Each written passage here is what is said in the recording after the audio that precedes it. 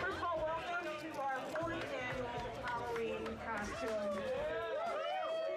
Lots of beer drinking and brat eating and fun. It's going to be great.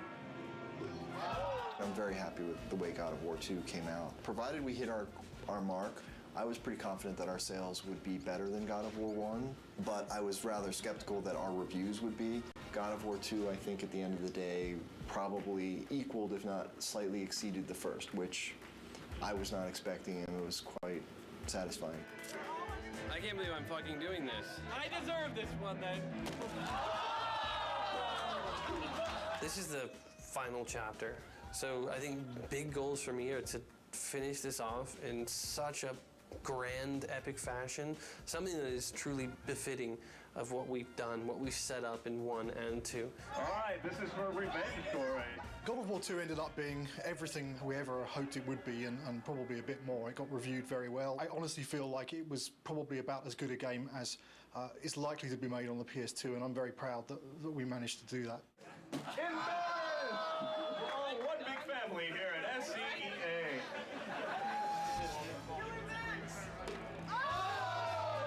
Once you start something, you gotta finish it. So that's the way I look at things. God of War 3 is gonna be the conclusion to the story. My hope is to make the best effects I can on the last one. When I think of God of War, I think of the best action platformer out there right now. I think other games and other companies look at us and go, how are they doing it? How can we make it like them? And that's rad, because I've totally been at the company where we looked at that game and went, man, how do we do that, you know? My main hope is that it escapes the destiny of sequels as well as God of War 2 has escaped the destiny of sequels. I'm gonna be satisfied if we tie it all up and we can kind of close the book. We're past the stage of figuring out what we want to do. We're now in the early phases of sorting out the how we're going to do it.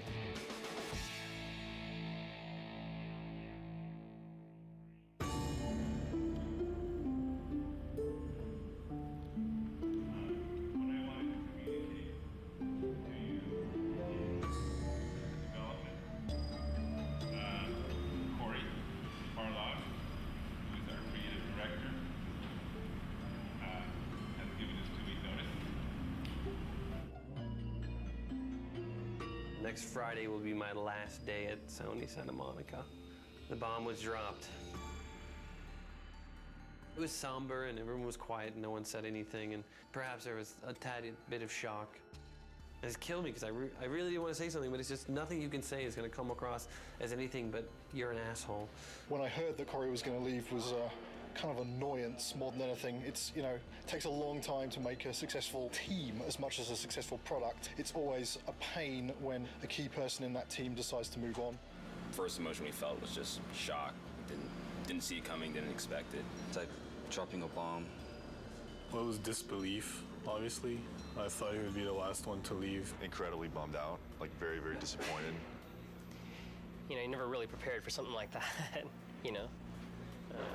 They don't warn you very well either. They just kind of spring it on you. It was kind of a bit of a shock. I never expected that Corey would leave the project, so. But once the initial shock died down, I couldn't help but being a little bit happy for him, so because he was getting to try new things. It kind of puts us in a little bit of turmoil for now, but I think we'll work it out. I'm glad he has the balls to stick to whatever it is that he wants, but I'm also a little pissed that he's leaving us in the lurch, just kind of like holding the bag. I mean, I know I want to be here. If he needs to be someplace else, that's what he's got to do. And I think it's better that it happened at this stage in the project than a year from now, obviously. It obviously is a very difficult choice and a difficult time and not a very happy choice to be making. But, you know, on the horizon, the doors are opening. Of course, it's hard to imagine someone stepping into Corey's shoes. He's amazing. Many people wondered whether we could do God of War 2 without David Jaffe, who did God of War 1, and I think we succeeded at that. I think we can succeed at creating a third version without Cory Barlog. I think it's kind of neat, actually. A different director for each chapter.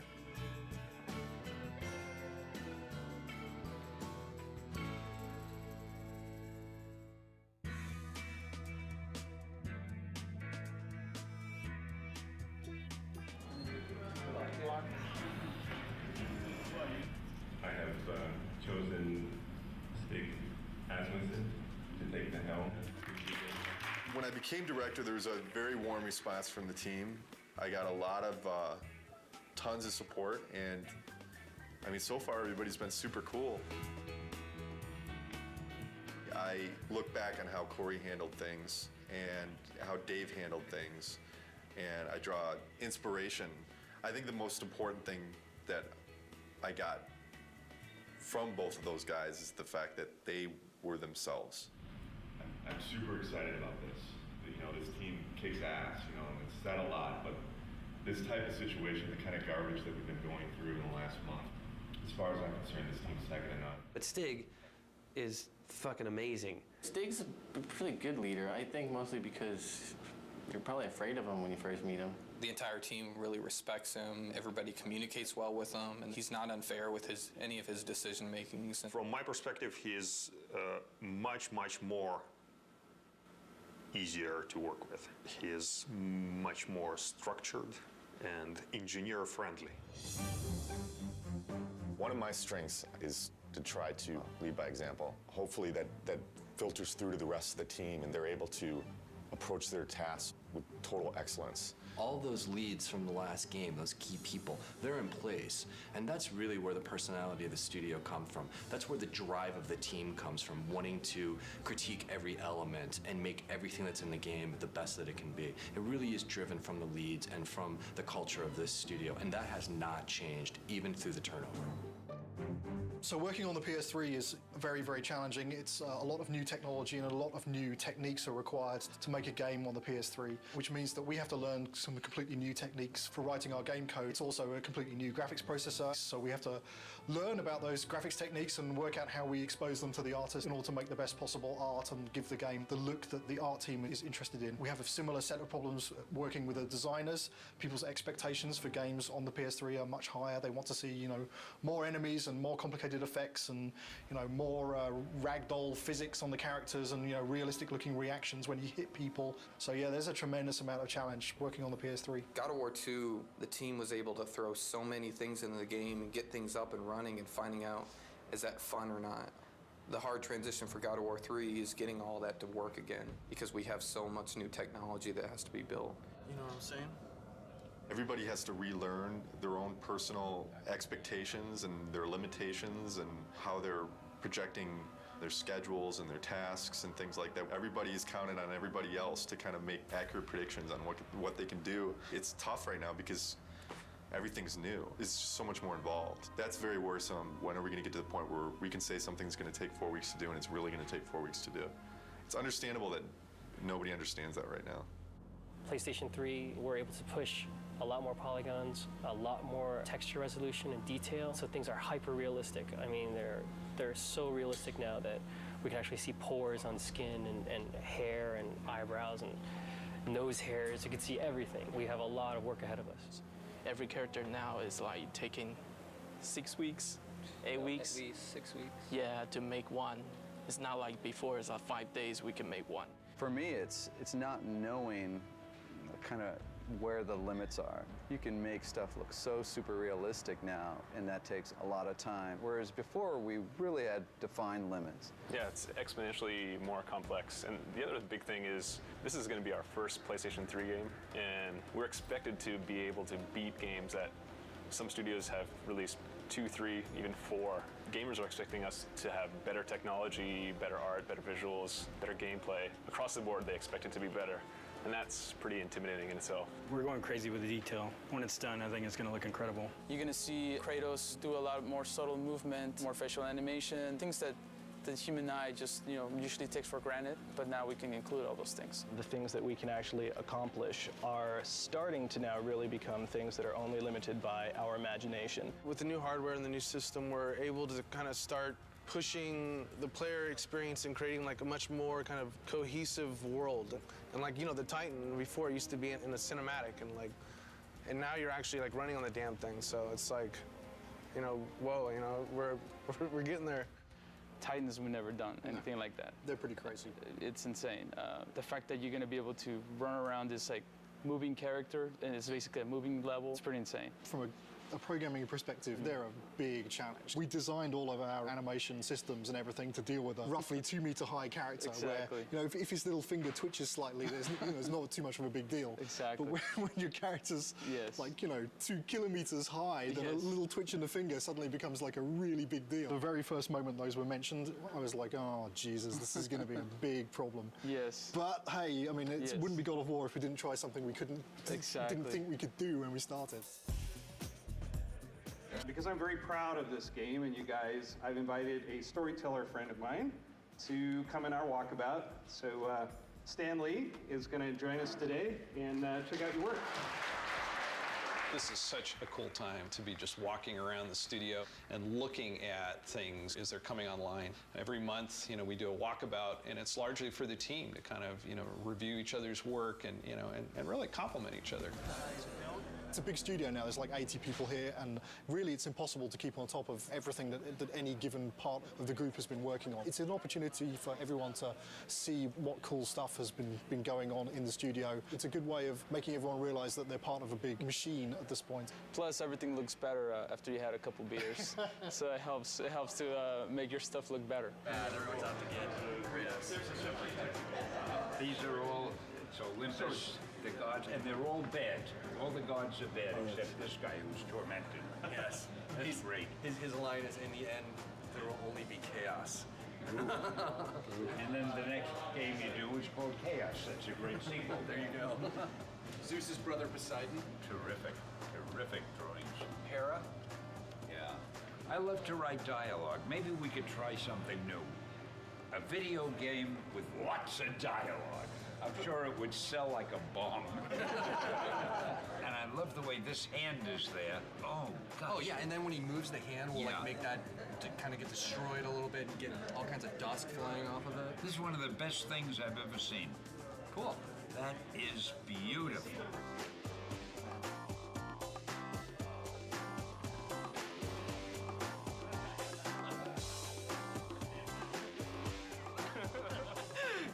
Last thing Corey did before he left. Okay, so long, fellas. We're just giving each other props here. Yeah. Cheers. There's no such thing as a bad walkabout because, beer at work. And also, Stanley rules! Woo! Just crawled up there. It's Stanley! Stanley!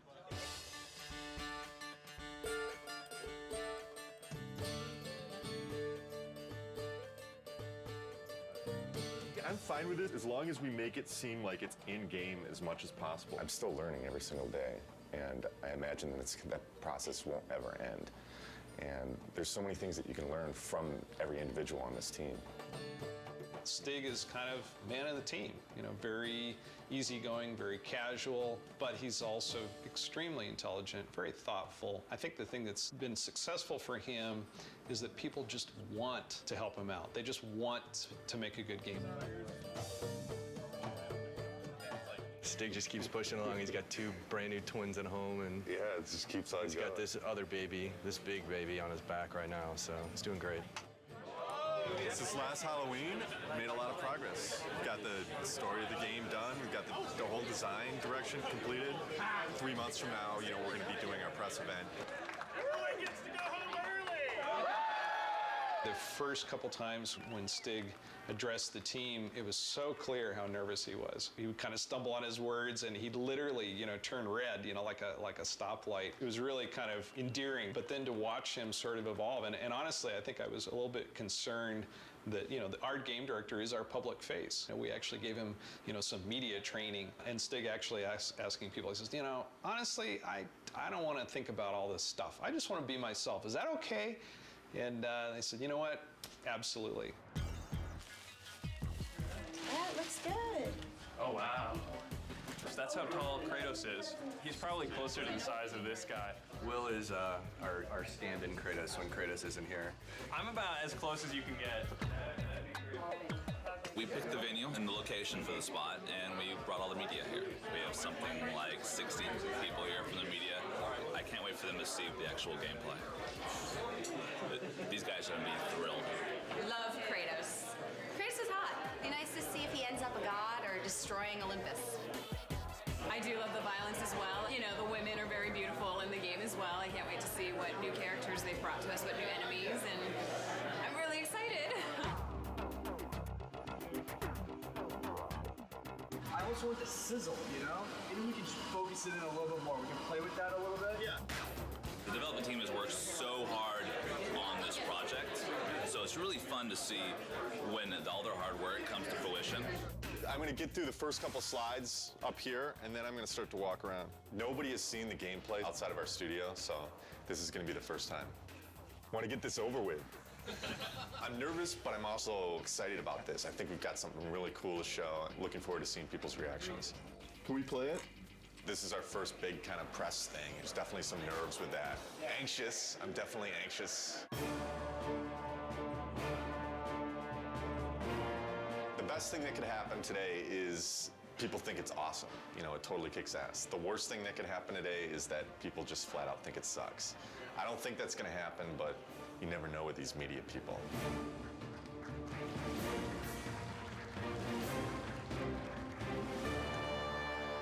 What is the vision for God of War 3? We want to define this generation with this game. We're going to take a close look at him. I'll talk about some of the features that we're using on him. Here he is. We've got blended normal maps on him right now, so you can see the realistic muscle flexing. I would imagine that we've got one of the most advanced systems for that in the industry right now. The battle's in full swing. The god Helios is in battle with a massive Titan. And Kratos is going to launch into battle and start doing some damage on the grunts here. Now, Todd can easily just grab one of the grunts by pressing circle, and if he continues pressing circle, he can beat the crap out of him. But if he presses triangle, then he can rip them apart. If he presses X, then he can throw them. And one more move, square uses it as a battering ram, and then he can take it, mash circle, smash his head against the wall. And all these moves are interchangeable. Meet our latest AI, the Chimera. Part snake, part goat, part lion. Todd has just unleashed the Cestus on him, and you can see it's a brawling weapon. Now, the way the Chimera works is it's a 3-stage enemy. First, you fight the snake stage, and then it changes its stance, and you fight the lion stage. We're really having fun with gore on this game. Entering the Cyclops. Every action that the Cyclops makes is a direct reaction from the pain that Kratos is inflicting on him.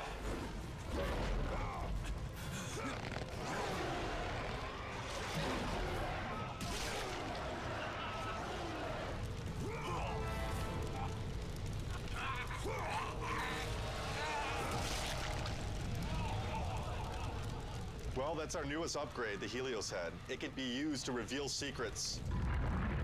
Todd has now found the door of Eos. Another thing the Helios Head can be used as is a lantern in darkened areas. This is our newest form of travel in God of War, Icarus Ascension. Todd now has full flight controls over Kratos and basically dodging gameplay.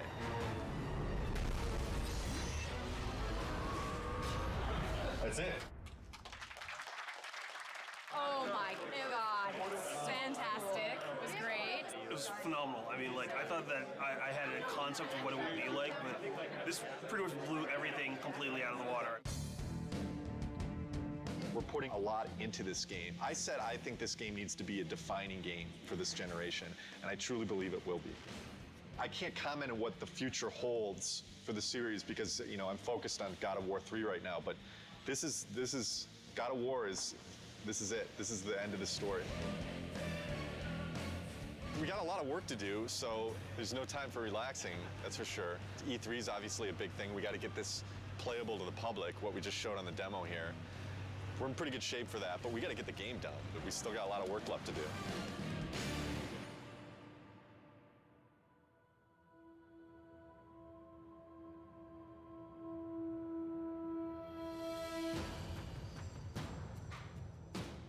Right now for E3, pretty nervous about it.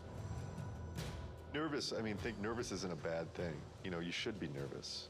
Your nerves should be on edge or else you're not going to get the thing done right. It's kind of ironic that most people would have been happy with the reaction for the press demo, and we were kind of like, we could have done better. We've undertaken to basically change the rendering path between February and E3 to make it look much prettier and much more next-gen. We have this amazing capacity to never know when to stop. Hopefully it'll all come together. I think it will. It's looking very nice. We definitely know how to pressure ourselves. This team sets the bar really high. We could settle for a lot less and probably be a lot closer to being done, but with this group, they're never satisfied. Yeah.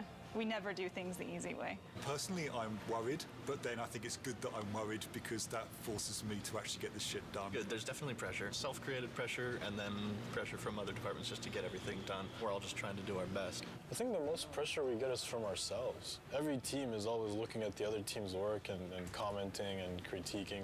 So we're really pushing each other the most, I think. It's a lot of back and forth.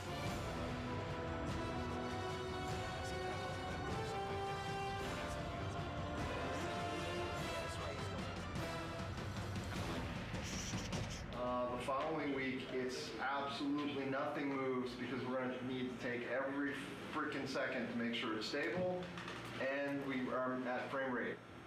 So, stay with that. You want to just... The dead soldiers on the ground aren't in the poses? Nope, and they don't have blood streaks and stuff in here. Tyler's doing blood streaks. All right, so we need a book over here then. The inactive mode would look like kind of like it does right now when the book's shut. The active mode, the book would open up and would have like a glow around it. We have to open and close the book. Yeah, there's a button for it.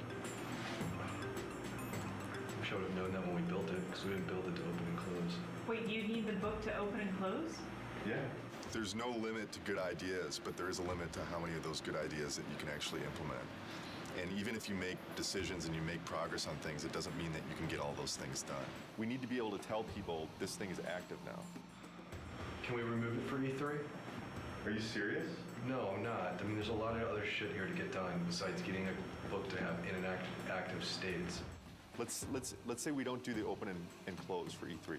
It would just have a glow effect and a light that comes with it, and that's it. Do we just put a sparkle on it then? Absolutely have any compromise for the schedule right now. I have to trust production, and I have to trust the fact that they're telling me that we can't get things done. So I feel like there's little things that have been compromised. I don't know that the player's going to necessarily miss them, but I sure am. It's part of making games. You don't always get what you want. This seems like harder than the last time I played it. We'd have to keep in mind that somebody from the street is going to be playing those harpies. And I don't know. The way it looks right now, on 3 tries, people will throw down the controller. The stuff we just went through, pretty rough. It's a little frustrating from the respect that it's been kind of at this state for a long time now. Kind of wondering when it's going to get fixed. The struggle or the challenge. If it doesn't get fixed this week, we're screwed. This is sprint week, meaning we're making a big push this week to get a lot of work done and make some headway going into E3. As far as crunch goes, we're not going to call it crunch anymore. We're going to call it a sprint, and then everything will be fine. So as long as we do that. Change the name, it'll all be fine. Tonight's the first night of crunch. Yeah. Yeah, so... We don't like the euphemism Yeah, sprint. Fuck. I hate crunch. It sucks.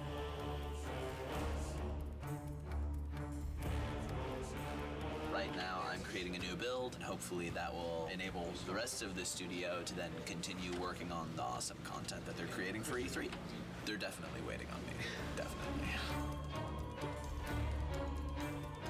As far as my end, I feel I'm okay, but then at the same time, I kind of feel like I'm waiting on technology a little bit to kind of come online. We just have a ton of bugs to fix. We're getting new technology right now, and the lighting's kind of broken, fog's kind of broken, so we're just trying to kind of survive, fix all our bugs, and get all of our tech in place so we can get this thing done. You're sprinting now. Yeah. Tonight's the first time the team has worked together as one, and there's a certain kind of level of excitement that goes into it and dread because we're still working, but it's a fun group to be with, and we're trying to get stuff done. You know, we can only do so much, right? And we'll just try to do as much as possible, as quickly as possible, and that's it. Hopefully we end up with something pretty cool, though. This is the biggest E3 we'll ever have. Everybody wants to still see if Santa Monica still has it.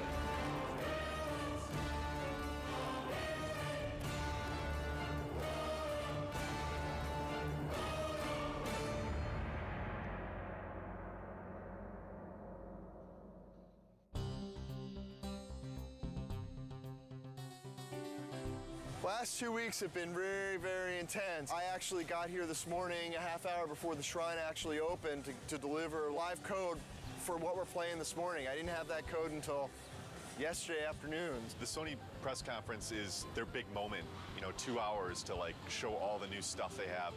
And it's going to be broadcast on live TV and web. And we're going to end the show with God of War 3. Anytime that you go first or last, if you open the show or close the show, it's an honor. I guess we're happy that Sony seems so committed to our game. It's nice that all of our hard work over the last 7 years, really, because that's how long we've been working on the God of War series in total, is really getting the reception that it seems to be getting. We're real excited that we're closing the press conference. It's a great opportunity. It's a great way to end. We're going to be live on stage playing real live code. So nerves are definitely high. Like a lot of jitters. Stig's going to be talking and I'm going to be playing on stage, so a little stressful. Got to take the edge off a little bit. Headlining scares the shit out of me. I've never done something this big, standing in front of 2,000 people or however many it is. This is one of the most eagerly anticipated games of this generation. I'd like to invite Stig Asmussen to the stage to show you the first few minutes of the jaw-dropping God of War 3.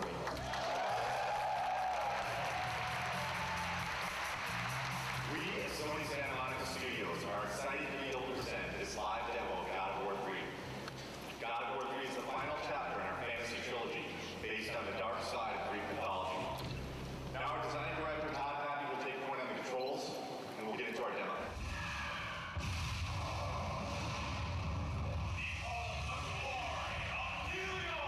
I'm really anxious. I'm really excited. This is a really important moment for the team. It's important for the game.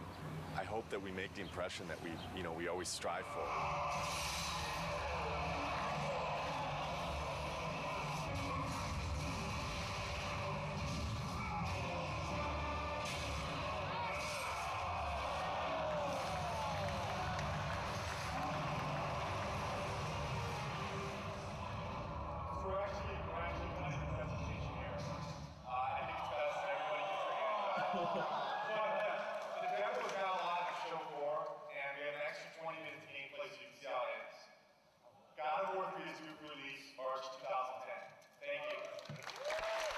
One line. Amazing, fucking awesome. People really seem to dig it. This went well. I don't see how it could have gone any better.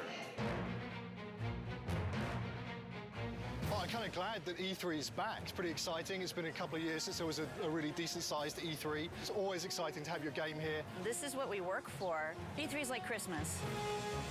We've got 12 kiosks set up with God of War.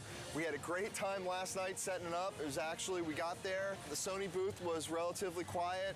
All the games were up and running, but there weren't a lot of people playing anything. We started loading in the God of War and people started lining up behind me to play it. I had somebody tell me today, one of the producers of another product told me when we got in there and loaded our code, all work stopped at the Sony booth so they could come play our product. Hugely flattering, big kudos to the team. Got chills just having that whole experience. It was awesome. It was excellent. It was, disgusting and exciting all at the same time. I waited an hour to play in that game. When you finally get to decapitate Halo's head, that was like amazing. Didn't expect to see that. It's pretty brutal. I mean, way more brutal than like the first two. Every new game, they bump it up a little bit, so it's definitely good stuff. I waited in line 2 hours to play. What can I say? It's God of War with unforgiving amounts of violence, great gameplay, kind of thing that, just spend all day playing, not call your girlfriend, whatever, who cares, right? I'm super pumped to see it. Gets me so jazzed. So this is Christmas. It's Christmas. But it lasts 3 days. We can't believe it's back, It's like awesome. Really good. I'm so fucking happy that E3's back. I mean, it means so much for the industry. Seeing people's faces when they play, we just ship it out to the store, so the team really doesn't see, people's reactions and just even the oohs and the ahs at the press event. It makes it all worth it. Just seeing the people's faces. I mean, that's why I make the thing. I want to take people to that next level. I think this is what excites the team the most when they get to see people's reactions. We work our asses off before this to just get the demo to be as polished as possible, and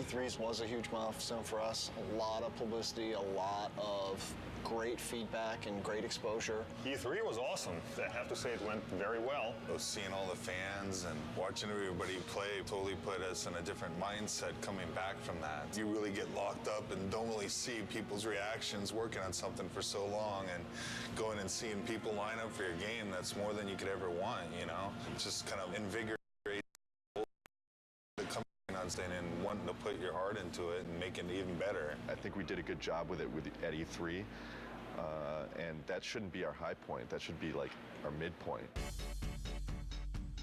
Alpha is when the whole game from start to finish needs to be in one bag. It can have placeholder assets, but you can fly basically through the whole game or walk through the whole game, and everything's represented in approximately the way that it will ship with. Yeah, so ideally by alpha we shouldn't go, oh hey, we need that extra bad guy, or hey, we're gonna add a new boss. Which we've done on other games, so. But ideally on God of War 3, you know, alpha will be, okay, all of our pieces are in. And then after alpha becomes beta, and beta is basically art lock. I want to make sure that when I'm playing the game, I've got a smile on my face. You know, I've played God of War for the last 6 or 7 years of my life now. As long as I'm got a smile on my face, I think there's a good chance that that's going to translate over to the fans. If you kind of take a look at this here, you can see this character that's the size of the Sears Tower, roughly. It's about 1,500 feet tall. It's a different kind of boss battle. Kronos is more than Gaia, is more fully alive, and you're more fighting on a character that's moving around. So this has been very tedious and challenging and time-consuming to put this together, but I think at the end it'll be definitely be worth it, and people will feel like they're playing something they never played before. Kronos will actually thrust his hands forward and do a scrape and leave his fingers there, so that you can actually attack his fingernails. We'll have a breakable on the fingernail, and then the fingernail will bring up like a circle prompt. You'll grab onto that and in the CS move, and then basically do a struggle and then rip it out, and you know, it'll be kind of a gory, cool, memorable moment. We actually want to make this awesome. We want to make this gameplay super exciting. It's going to be everything people expect from what the Titan fight should be. What are the big tech issues, Chris, that you need support on? The only big tech issue we need support on at the moment is the issue with the collision. The more static you can get him, the more precision you will get in your CS move. The problem is that since it's a skin collision, the skin itself is not just a non-deformable object that you can rely on to not have change from one frame to the other. That's the biggest issue we can have. What we're doing hasn't really ever been done before, and so a lot of what we're running into are issues with trying to make it as exciting as possible, but working within the technical constraints that we have and in the time frame that we have. I would say that the rewrite of skin collision is turning into a very unrealistic proposition to get it finished before alpha. Time is the biggest fun killer usually as far as developing. It's where you come up with the most exciting scenarios, but do we have the time to put it together? Fabrice and I will need to take a look at what is going on and what's fixable and what is not, and what we will have to design around. With Kronos, the whole is greater than the sum of its parts, and when you see it all together in the finished product with all the polish, I think it's going to be one of the most memorable experiences in gaming history. That's how I feel about it. I know it's going to be like that. The murderer of Gaia enters my tomb. Kronos! I know it was you who killed her, Spartan. Who else could?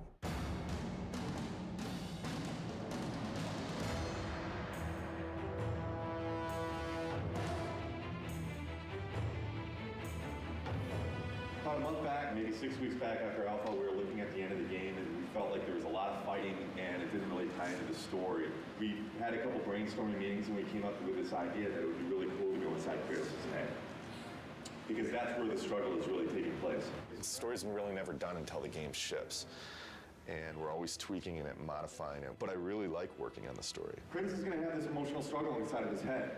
And, you know, really the object of this game is he has to realize that he has hope inside of him, the power of hope. And that's what he originally got when he opened up Pandora's box. He didn't get the evil things, he got the good things. And I think it's going to be really, really fitting end to the trilogy. Keep in mind, you know, we're very close to beta here, and this is the big stretch. And we really, really, really got to be zipping things up. Let's do it.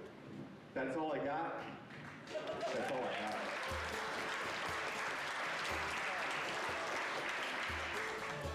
This is the third Halloween. I think for many it's probably a big relief. We're less than 3 months away from being done. It's been 2+ years. It's been an incredible journey. We've overcome so many pitfalls along the way with change of personnel, project redesigns. Despite all that, we've managed to continue to elevate and continue to push ourselves and continue to make the best products we as a team can do. And I think God of War 3 is living up to that. To complete the third one is pretty amazing. We always tried to hit the highest mark we possibly could, and I think we've done it once again with this one. So we're gonna have to wait and see what the fans think, but I have really, really high hopes. Completing a trilogy is something I never did in my life, you know, and completing something like this is very special, you know, something that means a lot to me. Sentimental moment. This is truly one of the best teams I've ever worked with. I mean, across the board. I've worked with teams that were really strong on the art side, or really strong on design, or really strong on technology, but this is the only team I worked with that fires on all cylinders. The team faced a lot of challenges. The interesting thing is that this team has always faced challenges, and it sounds kind of cliche, but they're really good at facing challenges. Yeah, I agree 100%. You know, I mean, we've discussed a lot. Obviously, we've gone through a lot of different changes, and the team always, I mean, you can't put it any better, but they always rise to the challenge. We really sat down and focused what we wanted to, make good, and whatever wasn't working, we just kind of threw out the door and said, this is what we want, and that's what everybody focused on and made good. Fans are going to be blown away. We're still getting surprised as far as how good things look. The game's awesome. It's gonna be good. Been working with Kratos almost 7 years. I've learned a lot. He's taught me a lot. We've had some good times, but it's time for him to go to bed for a little while.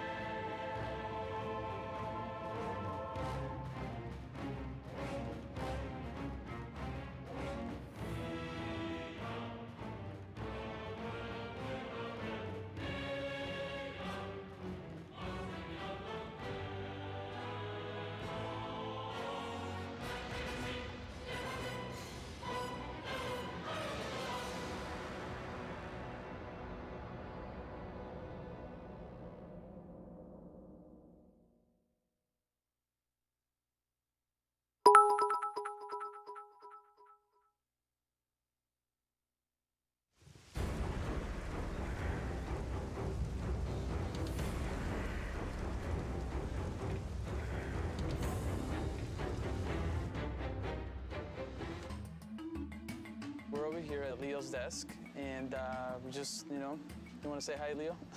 Hi, everybody. So tell us about the pink ball. Is that something that you decided to put in, that pink spiky ball, or was just... Well, yeah, I just decided to come create pink yo-yo. One cool thing about this character also is that he's actually kind of like a throwback character We're bringing him back from God of War 1. He actually wasn't in God of War 2, because we definitely want to keep reminding the player that this is a trilogy. They're not supposed to be seen as separate games. So what about animating Kratos? Like, what are some of the things that are kind of challenging? He has a specific poses that describing him. He has a kind of like a language of poses. You have to use those poses to invent some new animation. So. We're fortunate to have Leo here because he's joining us for God of War 3. He actually is a new member, one of the newest members of the team. So he's doing a great job. One of the factors of animation is that you're kind of trying to make it invisible. The more successful we are, the less you really notice the animation. The stuff we've got going on with our boss fights is going to look really impressive. It's another kind of key development for this game, I think. We're working a lot with the designers, like way more closely, and creating new things with them. There's a certain type of feeling that in animation we have to achieve. And the most important part, of course, is Kratos and how he moves. Kratos is very direct. We don't try to make him too fancy. If you notice, a lot of times when he's having conversations, he's just kind of standing there waiting for the moment where he needs to say something. Everything that Kratos does happens for a reason. I don't know if many people even notice these things, but Kratos never moves backwards. He's an aggressive character. He moves with a purpose at all times. We actually have wooden swords laying around all the time. We definitely get up and try to act it out. It's definitely always hazardous to walk around the animation area. You gotta watch out. What are the challenges of animating something that big? Planning out where everything needs to be, like nothing happens on accident. You need to know where everything is. I did not know that it was gonna be this big. I just had an idea and I was like, yeah, I'm just gonna go with it, which is kind of a bad idea. I learned my lesson. At the same time, I'm glad that it's the size that it is. The players will be happy that it's in there. I think they'll get an adrenaline rush just from seeing the sequence. Kratos, your death will not be a gentle one. Ah!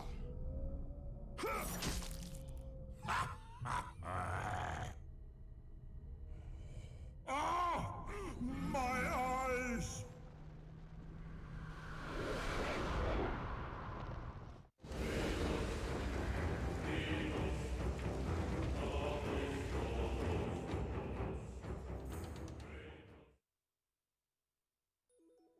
Camera design is the layout of cameras for the player's point of view in the game. So, and what we do is we basically control that player's point of view throughout the experience. Cameras start with the design sheet being delivered to us by the level designer. That's the most basic form. We put in all the cameras for the design sheet. Once the cameras are in and it's been play tested and it proves this is a good concept and we go forward with it, it gets sent off to the art department. That's where they'll take it and they'll spend, months sometimes making these areas look really epic, and then they'll get finished with it and then they'll hand it back to us. And a lot of times it's a little bit different, so we'll have to adjust some cameras. Once the art comes back in and someone's spent a year building that level, they can be very touchy if they spent a year styling in this formation and my camera just goes right past it. We try to do our best to show off everyone's hard work. And a lot of times there's a lot of cool things that you want to see in there that you can't see, so we'll go back and try to include those pieces in the shot that you get when you're playing the game. And from there, we play test it. This time externally, we get some people from the outside come in, take a look at what we're doing, making sure that that's great. After we get their feedback, implement their feedback, we're ready to go to the next area. Anything we can do to make the cameras feel cinematic. And they serve as a guide for the player too, to lead them in the direction that they need to go as well. Yeah, whether they know it or not. Yeah. It's sort of like people who play the God of War franchise, after a while they get a feel that if the camera's looking this way, that's important. In the very end, it always comes back down to what would the player want to see. Most games in the action genre, the player gets most of the control over the camera. Mm-hmm. The player has no control over the camera in the God of War series. Fans have been clamoring, and I hear you. We need to look around. We want to look around. It should be understood that there's really no way we could make the levels look this good if the player could look anywhere they wanted. What we're trying to do, though, at this time around, is give you key points where you're in the adventure and you can control the camera. So maybe you're in a crazy puzzle room and you need to be able to kind of look around. So in some of these areas, we can give the player control, but in a limited fashion. I hope the fans will appreciate that we're trying to implement their feedback. What new feature do you like the best from the camera system? The rail-driven cameras. I think that's been my favorite new feature as far as the technology that we have with the camera. What's a rail-driven camera for someone who wouldn't know? A camera that's animated along a course that we have even more control over what the camera is showing. The rail is essentially what we kind of live and die by. Let's say this is your camera rail, this line here, and let's say this is the thing that's driving the camera. And imagine this is a section of a hallway or something like that that Kratos is moving along. We can take this camera here and we can key it. So we key to 2 different positions. So Kratos is here, the camera is here. When he starts to move along, as Kratos moves along, it will drive the animation of the camera to animate to that position. So as you're cruising along, you'll kind of see it, this kind of view where it's low and looking up at him, and then as he moves along, it will kind of track him and follow him. That's like one of our cool new things that we have that we think we can add a lot of kind of cinematic views to the game.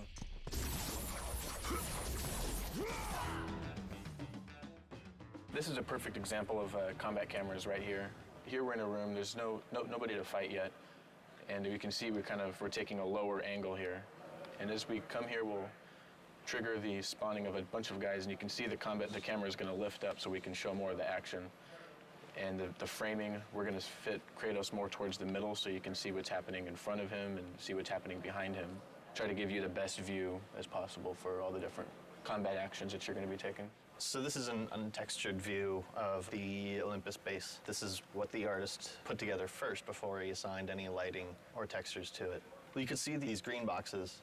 These are the camera zones. They determine when Kratos is within one of those boxes, and once he is, the specific camera tied to that box gets activated. This is what a level would look like after we've added our cameras. You've got it panning around, following Kratos. If you were to take that off, it would basically look something like this.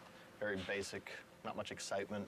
You can't really tell where the player's supposed to be going. Adding the cameras is part of what definitely helps the level design flow. Here's a good example of some lead space. We're trying to tell the player this is where you want to go.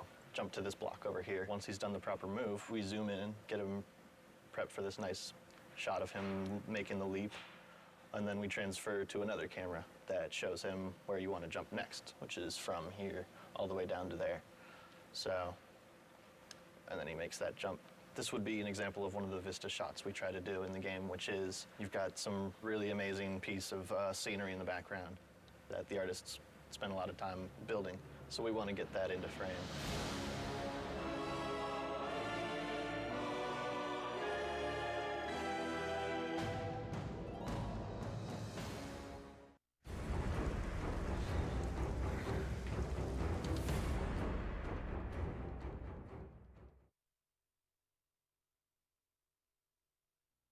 Character modeling is taking the art from visual development and turning it into a 3D model, painting it, giving it life, and then handing it off to our character riggers who send it off to animation. So we actually create the object itself. It's in general just become, I guess you'd say more sophisticated, but it's more of a traditional medium now. It's kind of, if you know how to sculpt traditionally, then you're going to transfer right in. Traditional skills are playing a more important role, which is great.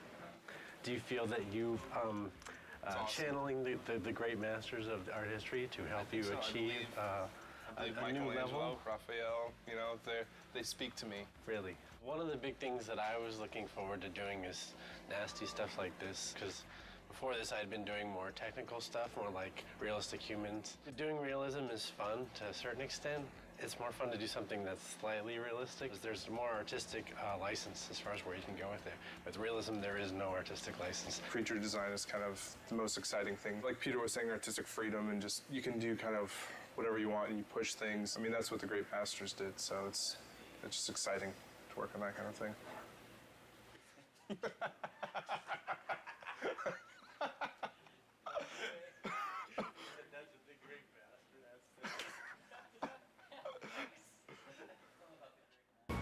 Here's my workstation. I have my Cintiq, which is what we use to paint and model. This is the monitor that we can actually draw on, paint on the screen, sculpt in ZBrush, which is very helpful and amazing.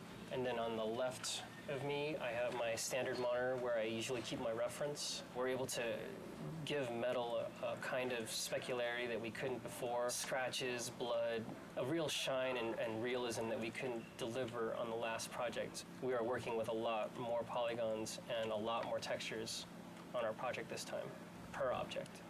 Here's Hermes, the concept art that I got from Andy Park, who did a great job. You can see the boots are in there and what color they're supposed to be, what material. We're still working on the cloth, making sure that's all rigged nicely. And right now, I'm fighting with the hair, trying to make the hair look good. So hopefully by the time you see this in the game, it'll be looking nice and transparent.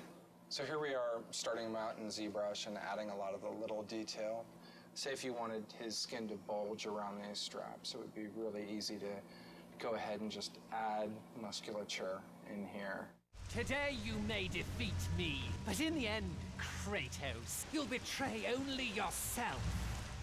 This is the Centaur in our game. Andy Park did the concept. They always do like a colored version first, like this, to kind of nail the feel of the character and like what he's all about. And then they'll give us these turnarounds like this one. We have, the horses have these like chest muscles that kind of flow up into the horse neck, this way. And we have abdomen muscles and these obliques that kind of flow in. And where our hips sit, is kind of where their shoulder blades sit. So typically most people draw centaurs. I'm not the first one to make one of these things. So, this has been thought about before. But typically, our hips, like where the hips would sit on a human, they put where the shoulder blades would be. It feels kind of like it would work,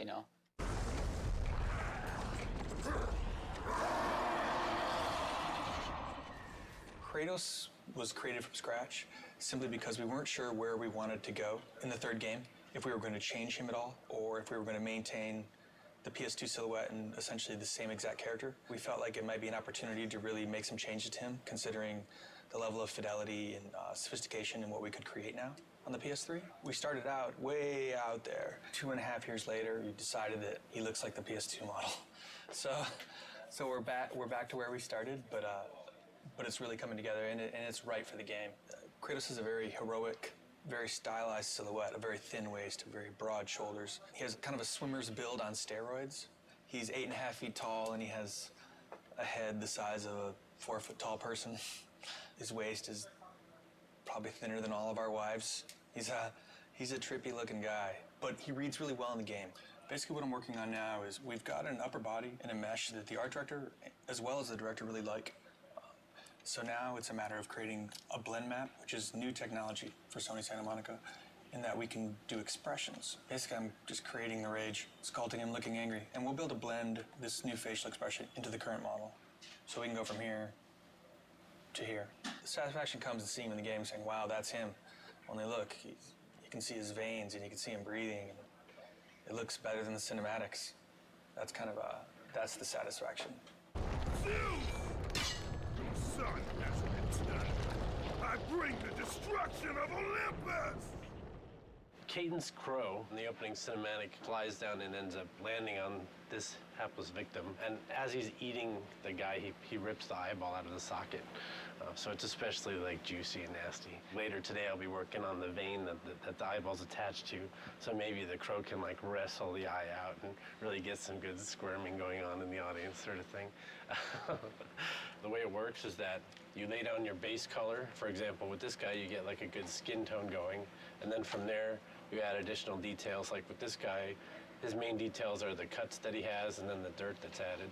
There's some sort of distortion going on here, and that's because it's actually being wrapped in 3D. So you can sort of feel where the chin line is just because of how these are bending.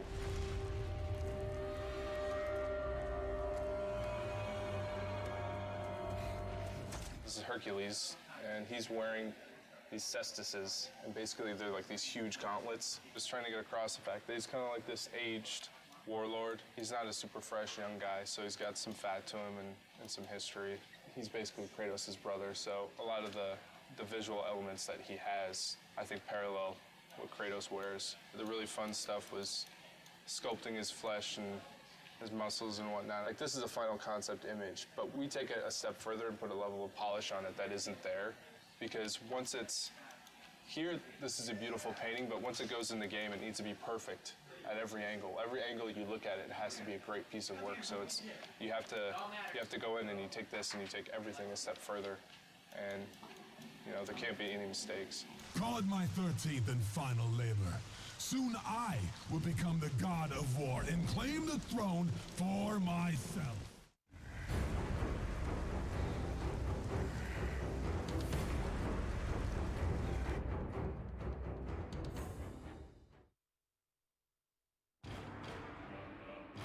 The role of a combat designer on God of War 3 is a complex role. Basically has anything to do with characters in the game. Any character you see moving in the game, attacking, fighting, are generally implemented by the combat designer. And then of course Kratos, what his platforming elements are going to be, what his new combat moves are going to be, what weapons he's going to use, how he's going to use them, how he walks, everything.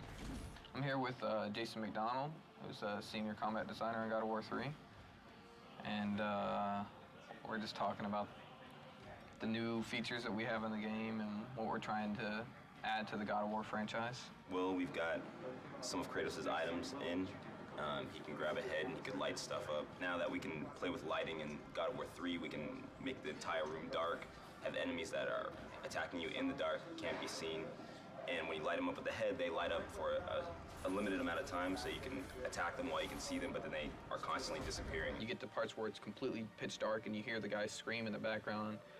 You use the Helios head to, find out where they are. The strategy gameplay, the combat side of it turns into you have to keep these guys lit to be able to hit them, otherwise you get screwed and they just destroy you in the dark. So.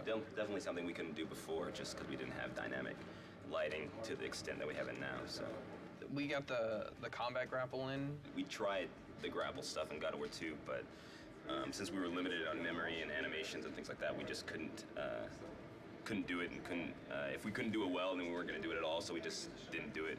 But now we have more space, more memory. Kratos is a very strong character, so when he grapples an enemy, he kind of just charges right in and plows through everybody. So the grapple system is exactly like that. You can launch somebody in the air and you grapple them and you plow yourself right into the air, right into them. If there's a crowd of enemies, you'll plow yourself through all of them.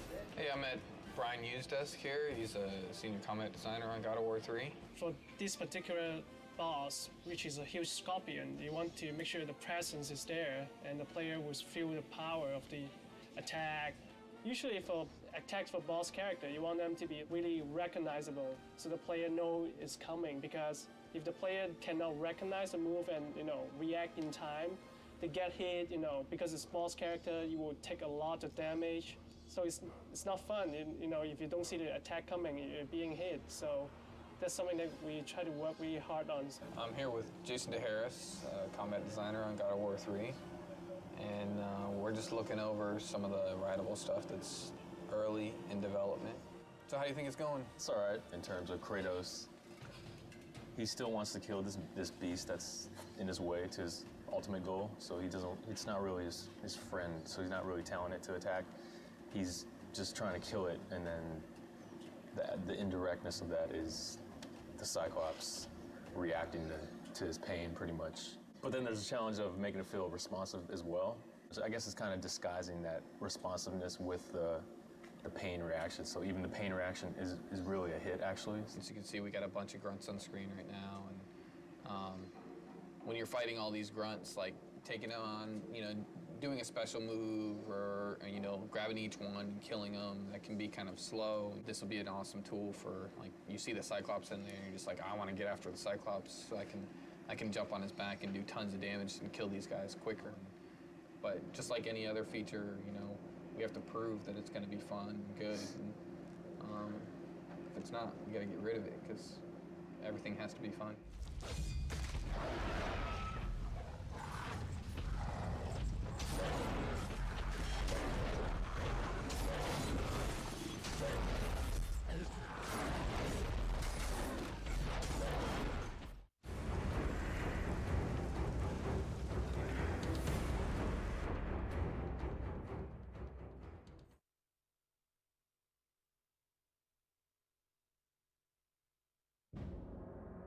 When we're starting to do an environment, we'll receive a concept from our concept artist. And they do this elaborate, crazy drawing that looks really cool. And then from that, design already has their design laid out. It's basically like a sheet. You just a bunch of blocks and boxes that gameplay's already in there, it already works. From there, we go over it and we start building our level with it. You know, we layer on geometry, the hills, mountains, whatever's gonna be in there, and incorporate all that into the sheet so it all plays together nice and make it look pretty. Every corner in the game is pretty much unique. It's handcrafted, and that's the difference. You look at other games, it's an assembly line, it's mass produced. They'll build a crate, and then you'll see that exact crate hundreds of times throughout the game. You don't get that in God of War. Good people here. Everybody's really talented, super talented, but nobody has an ego or anything like that, so it's great. Well. So what's gratifying for me is coming in every day and actually liking the job that I'm doing. You know, I bore my girlfriend with, you know, how I'm gonna, you know, make this sweet piece of metal like even sweeter. I enjoy talking about it, she hates it. Biggest challenge is getting it done on time. You lose sense of what starts to look good to you, and you actually need other people's eyes to tell that. And I think working with a team of guys that are always open to giving you advice and telling you, hey, this looks great, or hey, maybe this could be worked on a little bit, really makes the art come out to look a lot better. I'm going to show you an example of how we do collision. So here's the basic level that we're working on right now, and then we have the stuff we call sheet, which is the real basic collision stuff that Kratos walks and runs on. So this is actually built by a designer. This gives us the basic places where he needs to run and defines kind of the gameplay spaces. And then we build our art over that. So what we then have to do at a later point in development is go in and make sure there's a cylinder around here and there's a cylinder around here, and that we make sure that we put in little divots into this collision so that he doesn't get stuck on things or walk through things. And then here, you can see where he is walking, there is collision. But if you look carefully right now, because the sheet isn't actually finished, his feet move through little places in the ground and things like that. And because like there's wall, we have collision right there, he can't go through this wall, but we don't actually have any collision on this pillar, so he's gonna go weep and walk right through. So eventually that's what we'll have to do, is make sure that all that stuff is in there and that he can't walk through these pillars. And that's what collision is. This is concept by Cecil Kim, and it's the exterior of the top of Mount Olympus with the Zeus statue there. And that's where you're going to be fighting Zeus. And this is another piece that I asked Cecil to do for me, and it's a top-down of the ground. That's when concept art really comes in handy, because we have to do so much ground that Kratos is transitioning over that it's really nice to get some fresh ideas. And I'll take his drawing here and then start fleshing it out and coming up with crazy marble and gold. And he had this cool feather idea. You get dirt and stuff in between the feathers, adding, I guess, an extra layer of filth to the world. You build it clean first, and then I'm going to go in here and destroy it and make it look like a fresh battle has happened in it.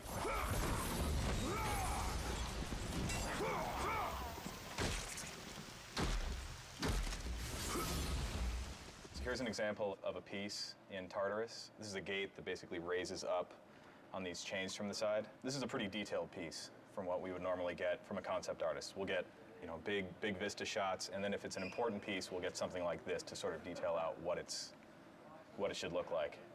So this is what I'll get. My first step after that is to figure out these shapes in 3D. I'll create something like this. This is just a wireframe, you know, just like any video game. You know, nothing too special about it. We bring this into a high poly modeling program to really add a lot of the detail and like the grit and the texture. This works a lot like real clay. You can see how I can just sort of work over it and obviously not be that sloppy, but that allows me to get all this detailing and stuff in. Once we get it to that point, we end up getting all that high poly detail as a texture. And you can't really see it too well on here, but I brought it up on this screen. You can see how a lot of that high detail gets transferred on there. That's really kind of one of the big cornerstones of all this next-gen stuff.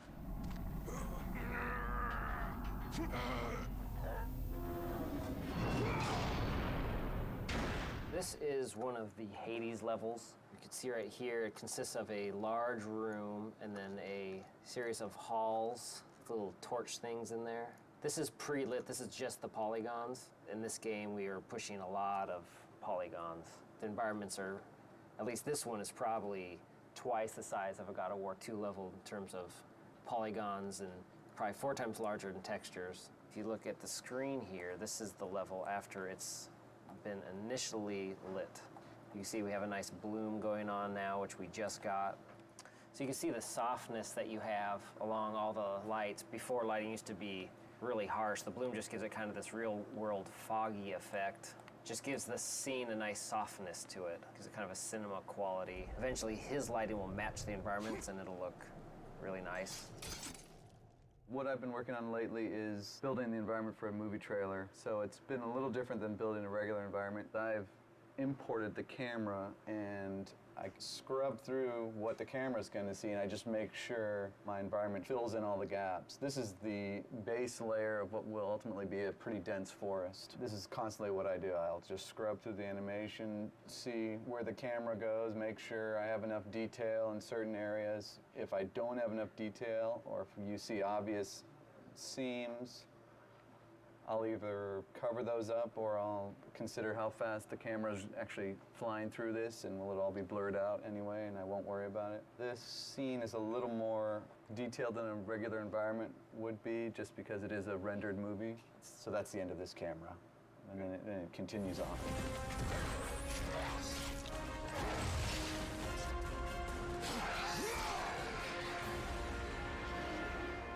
This is the concept that we get, and basically this is an overall of the entire level. It's a big cave, and you have these rock pillars. You got your cave with the waterfalls. You know, it has little details in there, but it gives you the whole picture. You get your rocks, the greenery, the waterfalls, and then the architectural bridges. This is basically the sheet that we get from the designers, and that's the basic layout that we start with. And from there we start building the actual rock and geometry on top of the sheet. You have gameplay that you can go along with as you're building your levels to see exactly where the camera views are going to be and what you need to build out. Here's an example of where I start. I have all these rocks. This is going to be a whole rock level. You have a massive level on scale compared to any of the other ones we did in God of War 1 and God of War 2. And it's all very detailed rock geometry. It takes a long time to cut all this stuff in and make it look pretty.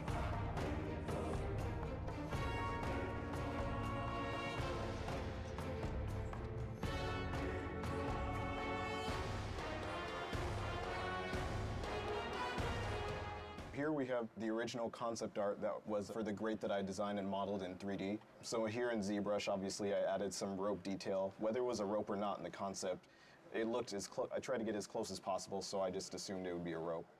So that's what I did here, and obviously we have some of the nails going inside. This is what it came out to be.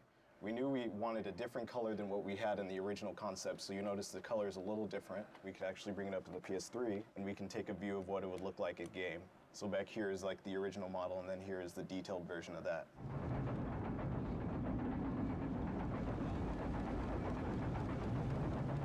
This is one of the pieces of concept art for the Olympus hub at the top of Mount Olympus. I'm in the process of arting it. You can see a lot of stuff is still just the gray block-in pieces, but starting to get some of the detail. Pretty much the way they have our tools set up, anything I build here, I can within reason quickly send it over to the development kit. I can send the entire level over so I can run around and play and interact with the environment.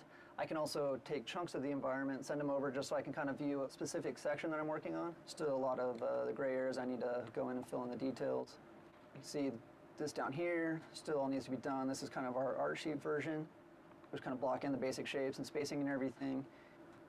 These things we put in our level, they're scale versions of Kratos that we use just to make sure we're keeping our scale correct when we're building the stuff, so details don't get too out of whack.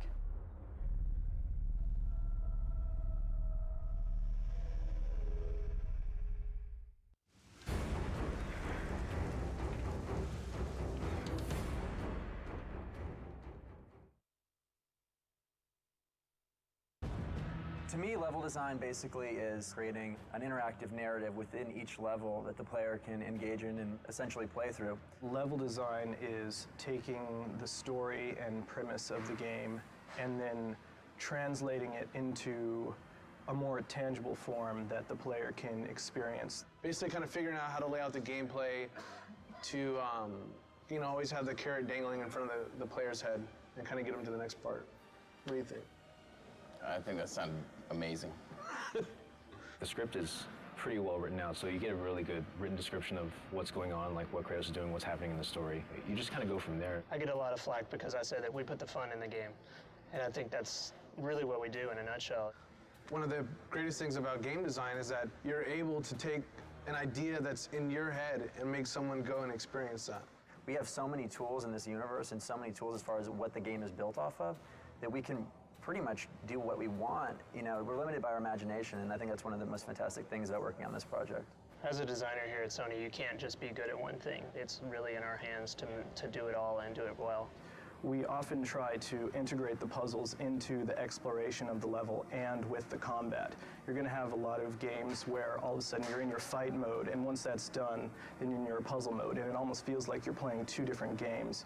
One thing we try really hard to do here is to mesh those different kinds of game designs so we get a really more fluid and dynamic gameplay experience. We essentially drive the vision of the level from the player's perspective and serving as the ambassador to them. So we need to protect their interests and make things easily understandable for them as they're playing through the level. Do you agree? It's a constant push-pull as well with the designers and the artists, because the artist may want to put something that's visually more interesting in, but it could also impact the play space in a negative way. I can't emphasize enough how important playtesting is to our process. If we didn't have it, the game would not be what it is. Because when the player takes the product home, we don't want them to be frustrated. You learn so much just watching people play it. That's one of the most valuable things you could ever do, is just sit down, give the person the controller, and just watch them play, see what they do. I think one of the strongest things that this team has actually is having, you know, the game director come in and play it, have members from all the disciplines sitting down, and because everybody, you know, chips in, hey, how are we going to animate this? Animators are sitting in. How are we going to build this? You know, world builders are sitting in. Is this even possible? Coders are sitting in. That process makes everything just improve immensely, and I truly, truly mean that. I think a lot of people will say that, but here, it's extremely, extremely, extremely noticeable. And this is some ideas that I had for a grapple section where basically Kratos would grapple onto a broken column, and that would cause it to fall over, and he would be rolling down the hill with it and climbing up. Kratos hits a grapple point, swings around this column, lands on the backside, which has it to tilt over. It starts rolling down a hill, and he has to scurry up it using his climb. He gets on top and then jumps off to land on a platform before the thing rolls off a cliff. So that's kind of just some of the stuff that we think. And when we talk about big moments, this is some of the stuff that we deal with. I have no set process. I'll go from paper to computer to design sheet and then back to paper. It's really kind of organic. I love this idea. There was another version where we had a Titan actually holding on to it and like eating as it's rolling down, like trying to bite you like it's a piece of corn. That unfortunately didn't make it into the game, but one of the things is just because I love an idea doesn't necessarily make it the best fit for the game, and being willing to understand that and walk away from certain things that don't necessarily fit, you know, that's part of the job. This is my grandpa's old man puzzle. It's one of these kind of puzzles you got to figure out how to kind of put it together, but this kind of gave me some inspiration for the Labyrinth. So the Labyrinth is like this level where there's all these different cubes, and they're kind of like strung up throughout the cave entrance. And they're all like on these pulleys and ropes, and then as you go around the level, you kind of start slowly forming your own puzzle that you're gonna then go into.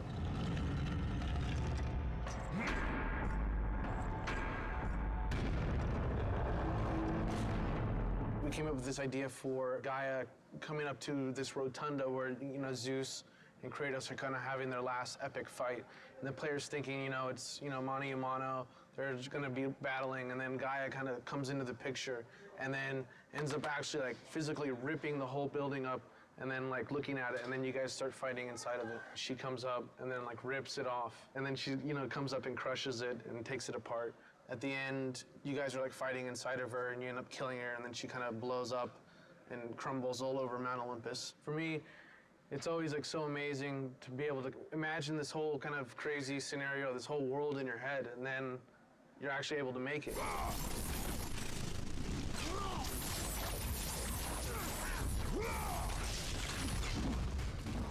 I've been working on the Aphrodite Chamber, which is where one of the infamous lovemaking mini-games will be taking place within the larger game.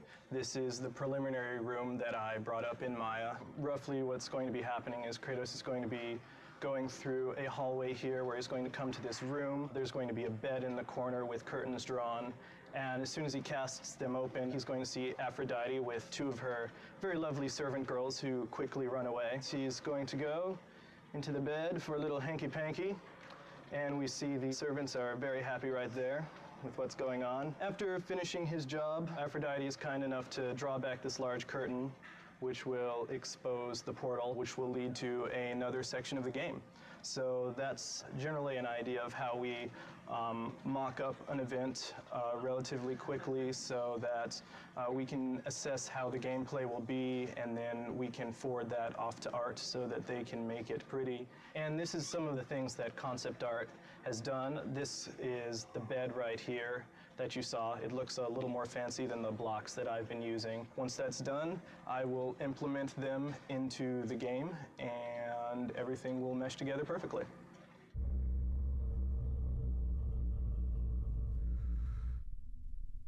Be gone, Kratos.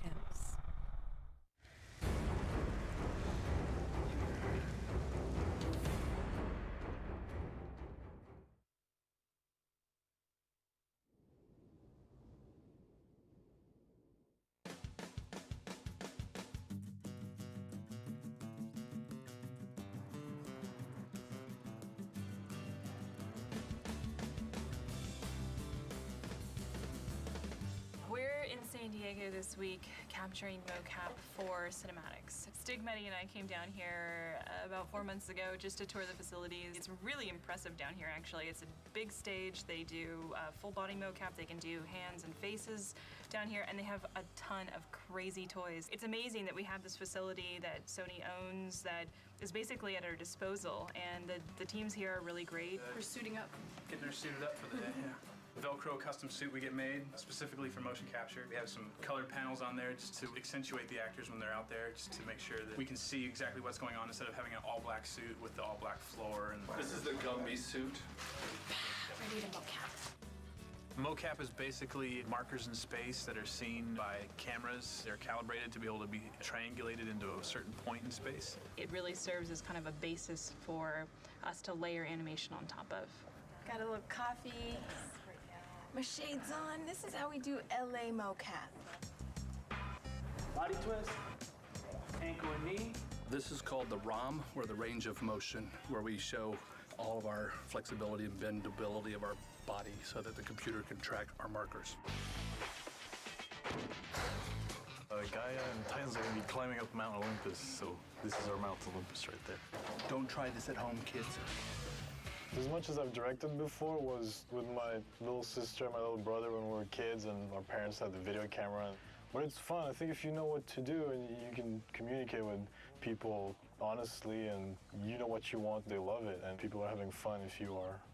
Ariel, we're going to do the following now? We're not necessarily as concerned with perfection in really subtle movements because we know that that subtle animation is going to be done by the animators in-house. As long as we can see the character there, then we're getting what we want. This is the real-time feed of the actual character of the motion capture being done. So you're actually seeing like a stick figure, but it's actually a skeletal figure of Richard, the actor being out there. We don't see your feet in that shot, so it doesn't really matter where they are. And break your symmetry if you can, so both arms aren't exactly the same. Rolling.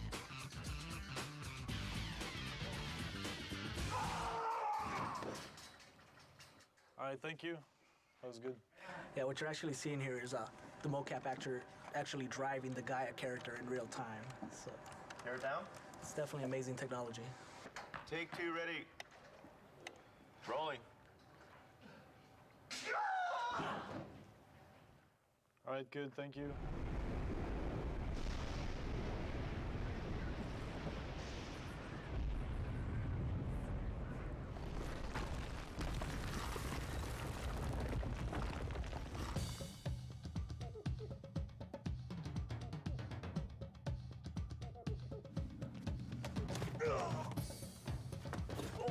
Eddie is doing well. He's been a great director. Definitely knows the shot he wants, and he gets it. We sit at a desk all day, and I also like to move around. I think as a director, you should be able, to a certain degree, to do what your actors are doing. So you know what you're asking of them. You can show them if you have to, and I don't know, you get closer to their performance. Don't ever put that in the making of video. This is actually a first for me to do motion capture on a bed with pillows. We are working on the sex minigame. The sex mini game with Aphrodite. So we'll have two of the girls today just doing both the parts of the servant girls and Aphrodite, which we have blocked out. So should be an interesting afternoon. If we have time tomorrow afternoon, maybe we'll put Mehdi in a suit because there are some things I'm sure. If I'm gonna do that, I'd rather do it now to do the sex minigame with Ava and Michelle. Well, I'm not directing it if you get in a suit, that's all I gotta say. I'll direct from the bed. Yeah. I'll be Aphrodite, I'll be like, you touch me here, you put your leg there. Yes. Let's do take 55. Ava? All right, let's do take 1. Kratos, it's been far too long.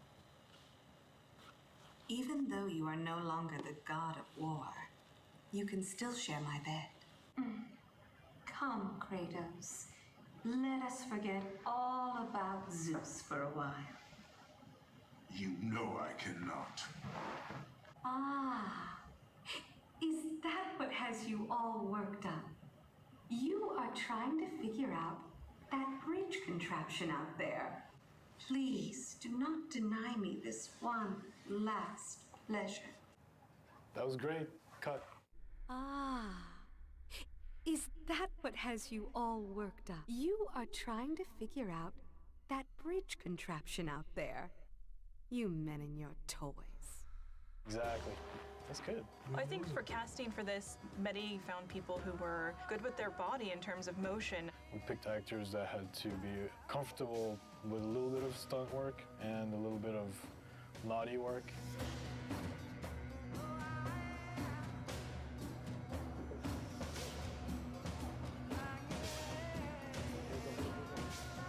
I think everything went really smoothly. And then we got really lucky because all the actors turned out to be great people and they got along really well, so there's a really good atmosphere. We went out to dinner last night and had a great time, like just talking and talking about mocap and cinematics and video games, and it's just really nice to be somewhere where people appreciate all the work that goes into it.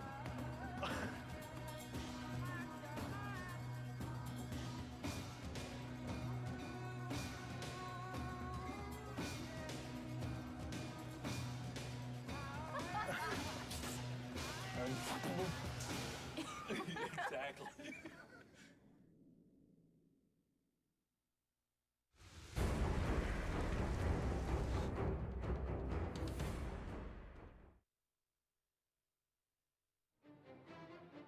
The God of War 3 music production plan is pretty extensive. Today we're working at Skywalker Sound in Marin County. We're working with the San Francisco-based musicians from the San Francisco Symphony, the San Francisco Opera, who are phenomenal. We're really fortunate to be working with legendary engineer Leslie Ann Jones. Tim Davies has orchestrated everything, and he's conducting from the podium. That's pretty sweet. He really knows the music, and he really puts his all into interpreting what the composers are after. Really pointed. Give me that nice pop on the end of each group. Here it is.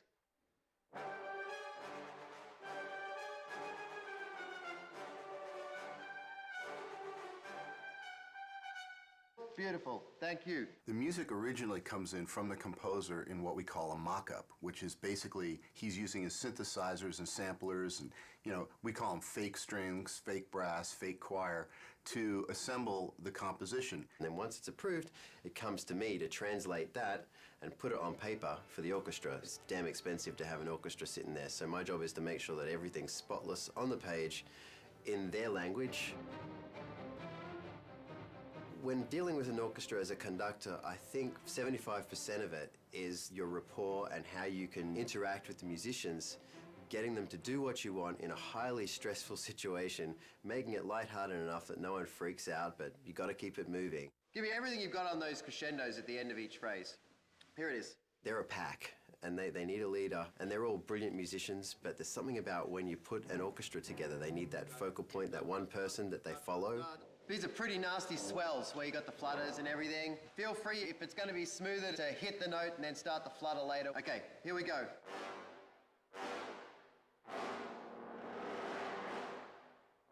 They can smell when you walk into the room if you can do it and if they're going to go with you. I've been lucky that, you know, they like me and I've been here a lot to the ranch to conduct.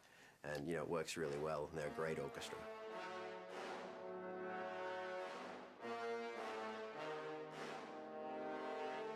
Originally on God of War 1, we had several composers, many of whom have remained with us through the God of War series. And the reason for this is not because one composer wouldn't necessarily be able to compose the whole score. It's because the variety that their different styles bring to the table is actually a tremendous advantage. Why are there 5 composers on this collection? Well, that's a question for somebody else who did the hiring, because I'm sure that any one of us would be quite happy to bump the other ones off and do it all by ourselves. And a different alternate to that answer is the reason being is because each one of us actually have a very strong voice in how we write and approach music. But generally speaking, we don't clash in styles, and therefore what ends up happening is a happy salad of the different styles that we all bring to the game, but essentially we actually work very well together as a team. Sitting with Stig and sitting with the whole Sony crew who have they have this thing in their minds called God of War. It's an entire world. It goes beyond just characters. It's a whole, they know how they want everybody, they want the players to feel. I think what ties my music and your music and everybody else's music in is the fact that the great people at Sony, from Stig and down, is they know when it's wrong and they know when it's right. And even though we haven't heard each other's music, it ties together amazingly just because it's run through this filter, and the filter is God of War. Right. One of the great things about scoring for video games as opposed to film is that there's a tremendous amount of freedom. I'm not constrained whatsoever by any convention at all, because I think a video game is not a film. And since we're not restrained by anything that's happening at any particular point in time, it's quite a free world to actually envision what you want to write and see it through to the end. The music actually is not only on a par with film, but in some ways surpasses most films. There's almost a requirement, certainly an expectation, that there be experimentation and innovation in video games, that the music is somehow striving to do something new and something really fresh and powerful, which isn't always the case in film. When it comes to raw power, I mean, this actually goes to another level than most films. Oh, yeah. Yeah, we have to write music that must exist and take care of the atmosphere that you're in and add to the intensity of the battles that you're in. It's kind of carte blanche. We get to write these amazing sounding scores and have it backed by 40-plus piece string section, 20-plus piece brass sections. The sky's the limit. We use a oversized brass section, so it's double the size of a normal standard orchestral brass section, just to give us this massive power and this huge low end. Guys that play low instruments, all they want to do is play low, and so we give them that opportunity. You get to unleash and not hold back, because the game never holds back, never. I talked to the orchestra and I said, if you have any moment that you have all of a sudden a feeling of lyrical beauty coming your way, ignore that completely and just go for the brutal, brutish, aggressive mentality of this score, and you'll never go wrong. That's hugely fun. Yeah. And it's so much more fun to write bad music than to write, good music. This is one of those games that actually lets you go all the way to the end of how big could it be, how nasty could it be. And it's great to do that. Of course, at the end of it, you just want to do a romantic comedy with some clarinets and...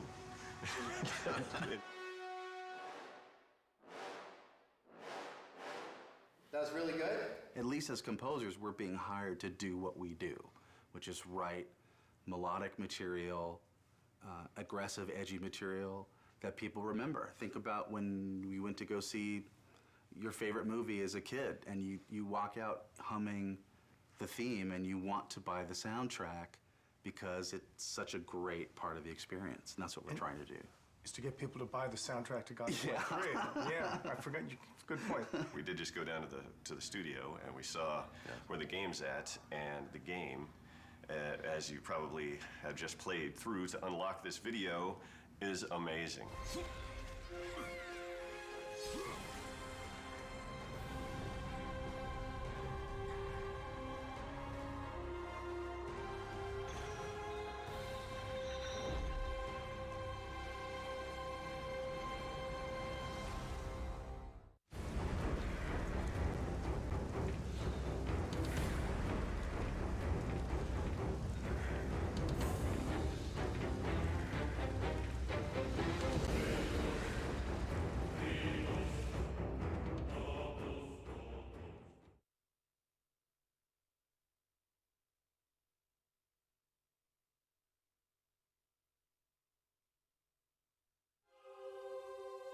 I love brainstorming. That's one of the best things about games. Right from the beginning, it's just a creative process. Yeah, it's fun. What happened to the original concept art for Poseidon? No, the concept art for Titan, a water Titan. Can we bring it up on here? Yeah, that's fucking sweet. That's really fucking cool. He's even got the tentacles. Whatever we come up with, it's like, hey, that would be cool if we could, and we just make it form out of water, whatever it might be. A lot of talented people were sitting in that room figuring out, oh, this would be cool, this would be neat, throwing out all these ideas out, doing our best to trying to live up to the God of War 1 and 2 standards, which are The bar's insane. really high. It's like it has to be like almost like in a shape that's like scary. I agree with that. When you pull the camera out, what do you see? And if it is like he's turned into like a huge squid and she's all tied up or something like that. But as you're like fucking flea size, and as you're running around, you see a big part of this. What do you think? What do you think about maybe that whatever that thing is? It's a lot of different things. It's everybody, you know, it's not just one person that comes to the table and has, okay, here's the perfect idea. It's everybody rifting together. Just like the idea that Poseidon swells up with water and just becomes semi-translucent and you can see all of his veins and stuff. And so that way you're actually hitting flesh. Going off of sort of like Will's idea and a combination of the things that we talked about is his skin is basically like a jellyfish. On the inside of his body, he has all the bones. He has actually a bone structure. That way we have a creature that, you know, looks like it has some meat to it, made out of the ocean. So I think like going off of what you were talking about, where it's like maybe you've got like reef and seaweed and stuff like that, we could probably make it look like water's running through that stuff. I would hope that we at least all kind of get on the same page. At the end of the day today, it's like, yeah, this is kind of somewhat direction we're going to go. Maybe it starts off and a wave crashes up, and after you see like this far shot or something of a wave kind of overtaking Kratos and Gaia on the side of the mountain or something like that, you're freaking out. I was like, you're probably freaking out right now because of the cinematics. And then afterwards, guys, like, something's fucked up right now. I can't move. And then Kratos has to go out and find out what that thing is, and he runs into this one thing. It's like, what the fuck is this thing? And it's obviously connected to something else. And then he finds the other thing later on. And at the end, there's this big reveal, and it's like, blah! And this is what this whole thing was that you were fighting it the whole time. I think that's cool pacing, because there's always a question in the player's head while they're proceeding. It's like, I don't know what the fuck this thing is. When they first approached me to work on Poseidon, they told me it's going to be the very first big boss fight. Poseidon, if you remember from God of War 2, he looks more like just like a human god form. But in this game, he jumps down from Olympus into the ocean, and then he emerges out as a big water creature. This is my first sketch I did for Poseidon after doing a bunch of research on exactly what Poseidon is, the god of the ocean, the god of horses. So I thought to incorporate this design of a creature, of him being made of water and the actual waves kind of looking like horses. And then this is another one along the same veins, having a lot of horses, so just kind of going wacky. Another sketch I did was this one where I incorporated multiple Poseidon's heads throughout the design, showing that he's in control of this water tentacle. They liked this design a lot with the multiple heads, and they also liked the very first sketch with him leading the horses. They liked this one the best, so they liked this for the overall direction. They saw this, they liked the feel of this, but they didn't like the direction of the octopus limbs because of previous bosses that we've had, like the Kraken. So this is just one of the limbs of the Poseidon creature. one of the arms. This one I incorporated the multiple faces and then a lot of the crab legs. And then this is another one I did, and this one I wanted to kind of bring back because he's the god of horses to kind of capture some of that feel. So eventually they decided that instead of having two different arms, you're gonna just be fighting one arm. And they also like the idea of the horse. This is the final, the very end, you're gonna be opening up his chest and revealing like this membrane, jellyfish kind of membrane, where you stab and eventually kill one of his limbs. It's later going to be revealed to you that the whole time you've been only fighting one of his limbs right here. It's going to be a really cool, big moment in the game. Turnarounds are looking pretty nice. Today I'm going to be having an art review. We're getting to the completion of one of the Poseidon's limbs, so I'm working on the turnarounds now. Get the animators up here and make sure that those limbs, the front limbs, are not too long for him. Like, he'd have to raise it up so high. To get you right below, he'd have to be, like, basically have his arms way up like this and be going down like that, and that's probably going to look a little silly. Let's have Andy finish this up. But, Andy, can you save off a version of what you have right now so Adam can go over it with Bruno? And just keep on getting me up here to look at it. Cool? Thanks, man. Thanks, guys. So we just had the review. It went well. They liked the direction, and I think a lot of it because before this is the view they've always seen, but they've never seen the front view. So for them to be able to see the front view and to see how the shape, the silhouette actually makes a trident shape, they really like that idea. I just have to finish this up. I'll probably finish it up today, and it'll be given to the modelers from there. First time I heard about Poseidon Creature was 6 months or so ago, and I heard we're gonna have a few of these huge Titan battles. This was the initial concept that was given to us. Things have changed proportionally for it to work right on screen, but it generally has the same feel. I still have a lot of sculpting left on this guy. A lot of this is just like the first pass. So right now I have more just the overall feel of it. Here's Kratos. He's pretty small compared to this guy. So I brought him in here just so I could have an idea of how big he's gonna be. So when it comes to details, how high res this character has to be. So you can see him, he's tiny. I just want you guys to go over and check it out before I start making all the rocks for his face, So yeah, I think it's good. Can we make sure that we're getting like some of this smaller detail like spread out over him as well? Okay. Can I see the scales on the back? Oh yeah. It's really fucking cool. Poseidon looks to be challenging for every department because it's so complicated. When I first saw the concept, really, I kind of looked at it and was like, what the hell are you guys doing? But that's pretty much what I say every time I see one of these crazy concepts anyway. You just go to your desk and beat your head against the table and figure out how the hell you're going to pull it off. Poseidon definitely falls into that class of one of those kind of surprises that I know is coming down the pipe. A lot of water, and that's kind of one of my worries because making good water is hard. We have to start off God of War 3 with a bang, and that's Poseidon. And Poseidon's going to be a water creature, so we have to make water look good on that character. I started doing some research on how we can make a character feel as if he's basically a waterfall, if there's water running down him. And I spent a couple hours and I've put together the model that's behind me on the screen here. We basically want to try to prove the technology that we can make a model look like it has water running down it. So we don't have the Poseidon model built yet, but we have Zeus. Poseidon is Zeus's brother. They'll probably have similar type proportions. So he was a good test. This is a shader that I put together. It's pretty crazy with all these different connections. There's several different neural maps that are scrolling on top of each other. This probably took me 3 hours to set up the shader on top of an existing model. So where I want to take this now is I'm going to give it to the effects department, and I want to see like chunkier spraying water kind of coming down off of him. And then basically any area where water hits the surface, we just want to get little particle spray coming off to, just give this thing more of a volume, more water volume. When I started on it, we had already established what Poseidon was going to look like, what the creatures that you're going to be fighting was going to look like, what Gaia was going to look like. We had the Gaia model. The Poseidon creature model was still in the process of being built. One of the quick things that's very surprising to the player, I guess, will be that right there is how big Kratos is. And that's Gaia. And this will be the initial fight combat tutorial. At that point, Gaia will change her animation and she'll start climbing on the mountain differently to allow the player to be able to walk down her arm. And the Poseidon intro will happen.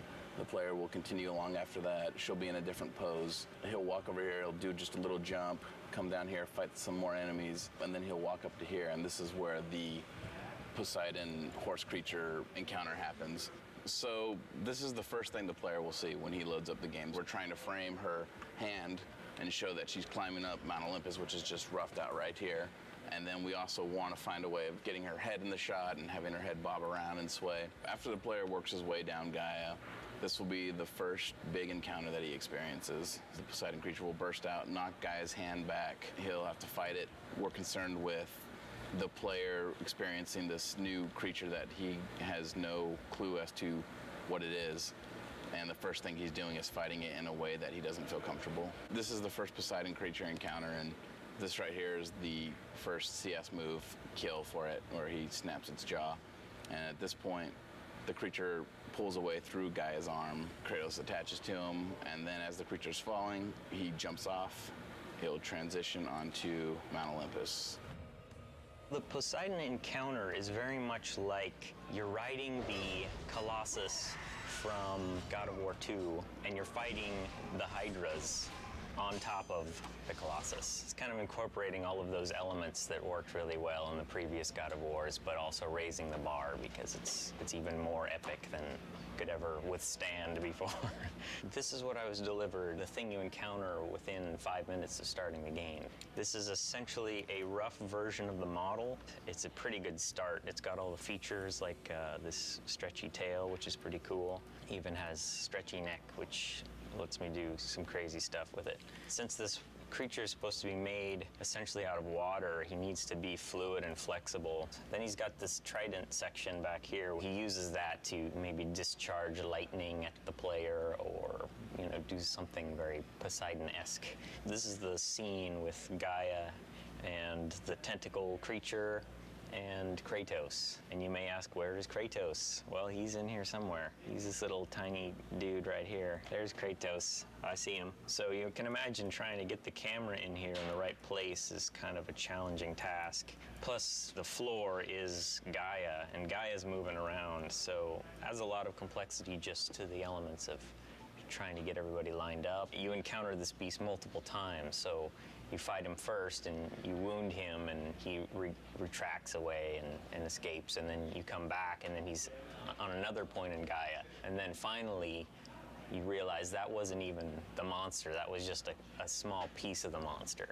And you get up to Gaia's head, and that's where you encounter the full force of Poseidon. This is the actual Poseidon creature. This is Gaia's head here you're standing on. This thing has 10 arms and legs, kind of, and then it's got 3 prongs on its back. It's also got well over 20 controls just in its spine. There's a lot of stuff going on. He's busy. But that was my first initial impression, was there's a lot going on with Poseidon.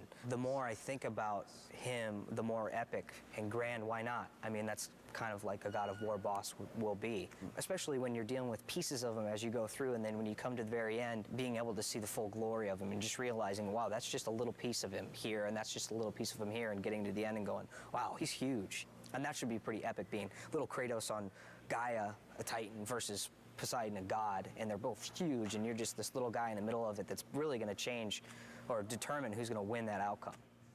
Michael and I have been working on the Poseidon boss battle for a couple months now, and we've been working through the progression for the whole fight, working with Justin as well on the level design side. We're trying to get the whole layout so we have a bare bones skeleton of how things progress. It goes back and forth to have an interesting pace to the beginning of the game. We're in the first encounter of the Poseidon boss fight. We've already seen the creature come out. Poseidon boss battle is definitely something we haven't done before. There is concern, but I wouldn't be happy if we weren't concerned. There's no challenge there. What we want to do is make something that really surprises people and really gets people excited about the game. This is the initial CS move, the first CS move you do in God of War 3. Kratos is going to wrap his chains around the bottom jaw of the Poseidon creature and then eventually rip the jaw off completely. It's better than over here, which was the initial placement. Boob Valley. When you're down here, it's kind of distracting. Initially, we had Encounter 2. The creature was coming directly out of the center of Gaia, and you see two gigantic mountains and the creature right in the middle of Boop Valley. Everybody giggles when they saw that. So that wasn't what we were going for. Not at this portion of the game. We're not looking for laughs. We have the creature now coming out of Gaia's neck, and Michael came up with the idea of one of the trident pieces on the back of the creature is actually piercing through her jaw and coming out of her mouth. So she really looks like she's in peril and she's getting destroyed by this creature. From the get-go, I came up with the idea of doing the first-person kill and giving a new perspective on Kratos' kill sequences, and Michael took the idea and ran with it. When you defeat Poseidon as his horrible watery self, you corner him down here in his humanoid form, and that's when you have to kill him off. Immediately, everybody was just like sold once they saw it in game. Yeah. There was a lot of skeptics too, as far as people come up to me, and I'm sure Adam too, and what are you doing? And then actually seeing it in a game, then everybody comes over and it's just like, all right, it worked. Kratos is not so good at making friends, but he's good at killing people. This boss battle has to end with a big finisher. And our final kill is where we're testing out these new CS moves of first-person kills. So minigame inputs right now are in a third-person camera, and then when you succeed, you get to see the impact of Kratos' attacks and see how Poseidon feels as he's getting completely torn up. He just screams really loud and then bites his ear. It's more of a nibble than a bite. So last time we checked him out, it was just the grayscale high-res ZBrush version, and I believe the low poly version as well. So since then, we've messed with water technology stuff, trying to make it look more like water's flowing through him. Help from like our art director, Ken, and other people trying to make the water look good. Generally though, water's pretty hard to do. It's just a combination of normal maps that scroll, like we take UVs and have them scroll, as well as parallax maps, which add the distortion, which makes it feel like it's a little deeper. After we do all the fights, get it designed, and seeing what you really see and what you really don't, and then we might have to adjust stuff from there, you know?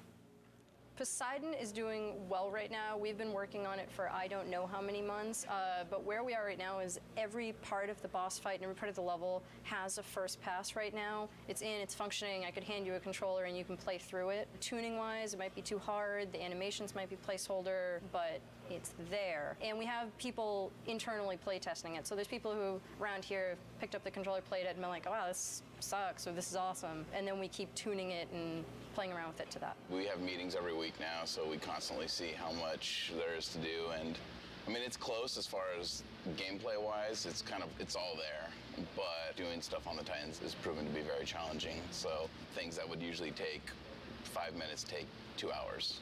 All things considered, all the crazy shit we're doing in there, we've had to make hardly any, if any, concessions, which is pretty amazing because the scope of this thing is just huge. This is when we finally get the reveal of Poseidon in his big, giant, epic form. So you find out that these creatures you're fighting are just part of this one, basically the ocean pulled up to Mount Olympus. Oh, Poseidon's broken. There you go. That's how you know it's in development. In development. And the water's supposed to be moving here and all that. He's got no arms. He's got no arms. You know, we have to polish this. We have to make this robust and bug-free, which that's the really scary part. But it's getting there. When we first saw Poseidon, we were visiting the studio in Santa Monica and working with Stig, and it just blew us away that the whole screen was filled with this boss. I don't think there's ever been a boss as big as this boss. We're actually right in the midst of scoring it with Mike Regan, and it's going to be huge. We're going to pull out all the stops, 20 brass players, 53 string players, massive amounts of percussion. So we're really going to try to create a kind of a cinematic unfolding experience for that whole first gigantic boss fight. I hope that they're just blown away by just something they'd never seen before in a game, and to me, that's my ultimate goal when I'm making games, is like hopefully to make something that people haven't experienced, and that makes your game really stick out. The moment that I really got to play through that Poseidon level at the beginning of the game, and you remember how excited I was, like really kind of like when we first got the assets together and like we could sit down and play the things. And you could see, like, with the polish and everything, how amazing it was going to be. And that's it for me right there. You have disrespected the gods for the last time, Kratos.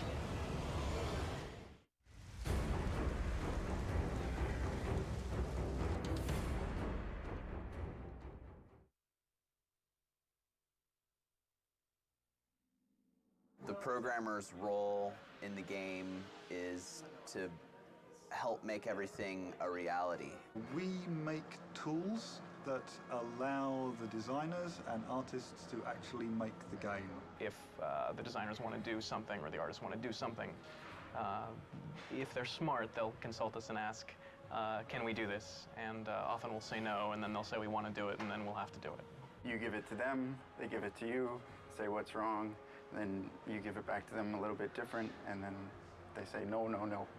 Designers are pretty modest in their requirements. Designers are artists. They want the world. The biggest challenge we face for this round of the game is content. The amount of content we need to put into a PS3 game is just order of magnitude bigger than we had to put into a PS2 game. And to drive that content around the studio, we just face, massive challenges. We've got a little line emitter here, and it's got these particles, and it squirts them out to the right. And they get to a certain age, and they die. And one of the things we can do is we can change color of the particle over its lifespan. Starting from bottom to top, these particles start off blue, then go green, then turn red. Now, if I was an artist, I'd make them go like orange to black to whatever to express the effect that they want to. For me, I'm a programmer, so the nice, simple programmer graphics, nice, bright, solid, simple colors so that I can see when things go wrong. If I run this within Maya, then it runs the tool code that I wrote, which is this stuff, to display on the dev kit. And hopefully, so you can see, they're never going to create anything quite like this because this is horrendous programmer stuff, but they'll take this tech and what they'll do is they'll make fire pots or lava that flows. Anything that's best rendered by creating lots of little primitives and moving them all en masse in slightly different ways that aren't just pre-baked. This is the soul tech. These are Hades souls swimming down the river Styx. Right now they're above the river Styx, so I can see them all because the river Styx hasn't been properly watered yet. It was my task here to get them to follow the river along a bendy spline path and then ultimately to attack you. But I haven't done that part yet. Right now I'm just at the basic stage of getting them to swim down the river.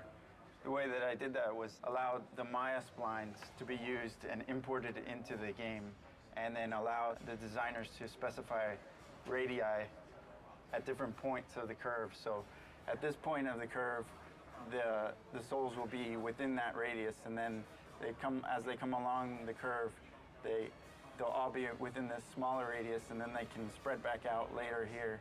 And this is placed within the canyon just by the file structure. This loop here handles every soul. It updates all 30 of them.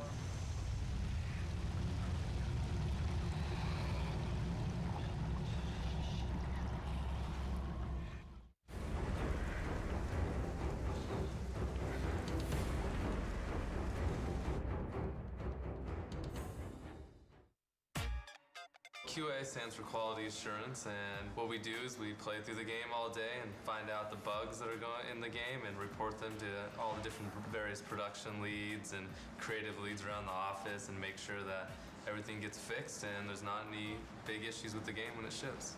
It's our responsibility to make sure the game is appropriately awesome and epic.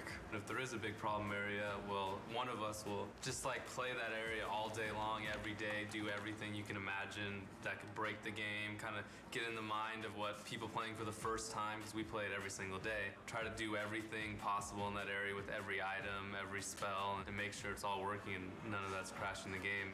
So this is the kind of stuff we test on before art even gets in. As you see, it's just kind of like some sheets, some blocks. You don't really see a lot. It's a pretty basic level. So you might see a level go from something like this. When it actually gets its art in, it looks a lot different. The spikes look a lot better. The walls have much more designs. You have the wood in the background. And it goes from designer sheet to something more pretty like this. And this tells you what level we're currently in. The red one is the one you're in. The blue one is the one that you're going to, the one that's loading in, and the white one is the one that you came from. It's very easy when you're writing up a bug to tell them which area it's happening in. These say any AI that are loaded in, so if any of those are loading in and out, we can tell which one's causing problems or causing the game to crash. Over here you have your coordinates, which is just where you are on X, Y, Z axis. It's useful for the artists because they can just type it in, and if we say there's no collision, there's a tree that Kratos is walking through. They don't really play the game very much, the artists, because they're constantly doing art. Down here, it's basically just frame rate, which is useful when we got one into the E3 demo. We use that a lot, and going to the final build, we'll be going through and documenting the frame rate everywhere and making sure everything is up to the right level of frame rate. We can see what areas are causing the frame rate to dip, that we need to have code or anybody else go through and see if they can optimize that area. So I've just submitted the bug, and now I'm going to try to see if I can take a video of it actually happening to reproduce it. The bug is that sometimes Kratos just won't grab onto the ledge when he does the jump. And the bugs are assigned different priorities, and certain ones we refer to as progression stoppers, which means that if a player were to run into this bug playing through the game, they would be unable to continue. And we categorize that as an A bug. It's the absolute highest priority. So I have to make very sure that the designer gets this particular bug so that they're able to fix it, because it's very, very serious. We could get as many as 100 to 200 bugs per day during certain phases of production. This is the opening level. This is when Gaia is climbing up Mount Olympus and you're on the back of Gaia. Art was just added to this level, so you would try to run along different areas, make sure Kratos can't pass through the world, like right here. So in this case, I would go in and give the artist the coordinates to this certain location where Kratos is inside the rock, and that artist would make a collision pass, fixing that collision so I couldn't fall through it. I'm loading the test level to test the Wraith. It's basically this enemy that burrows underground. And the only way you can actually attack him is to use the L1 and circle move, which is your grapple. When he's under the ground, I'm supposed to be able to grab him out and slam him on the concrete. But that's not working right now, so that's when I would open up my Test Track Pro and write up a bug report.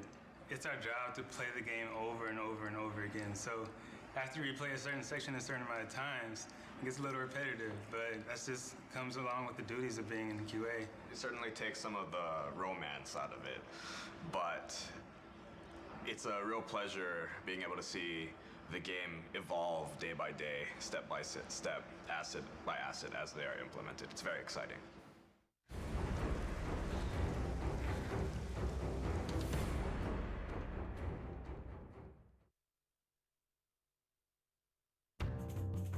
We're not quite artists. Close, but not quite. You know, some of us have artistic skills. But, we're not quite programmers either, although we do write code, right? Once again, not so much this guy. And Tech Art helps make the stuff, and we help people use the stuff. Because without us, nothing would get done. There's a huge gap between the engineering guys or the coders and just regular artists. So we kind of bridge that gap. Artists don't understand binary. When a programmer comes over and he's like 00101, it just goes one ear in one ear and out the other, right? Yeah, they think it's a phone number or something. We have to invent things ourselves and come across certain lines that nobody has crossed before. We're good at it though, right? Right here. We're pretty good at it. Yeah. We've done so many crazy stuff in the past that there's nothing that surprises us anymore. The artists were having trouble just building things. And their levels, the environment guys just built huge, gigantic levels. Bigger than this guy. Yes. And the levels themselves, they just get really big, and they'd only be working on a small section of it, just a little portion. And I wrote a tool that lets them pick which parts they want to use and export just that as a level. And to get that, they just came to me with a problem. They wanted to exaggerate Kratos and the torture that he does to his enemies. So we came up with a system called the Zipper Tech, where basically the animator would use controls to open up wherever the cut is on the character. The character artists would model out wherever the cut will take place, and we'll put the rig on top of that. So here we have the Centaur rig and the Zipper Tech. The Centaur's guts are going to be opened up, And so basically the animator would go in and create the CS move. You can go in and individually select these controls and open and close his gut. Here we have the guts for the centaur. They're going to be part of the props. The animator will go in and animate these guts spilling out of the centaur. And so the guts will be placed in and around here. And to further sell the point, we've got separate controls over here in the middle where you can actually pull out the insides.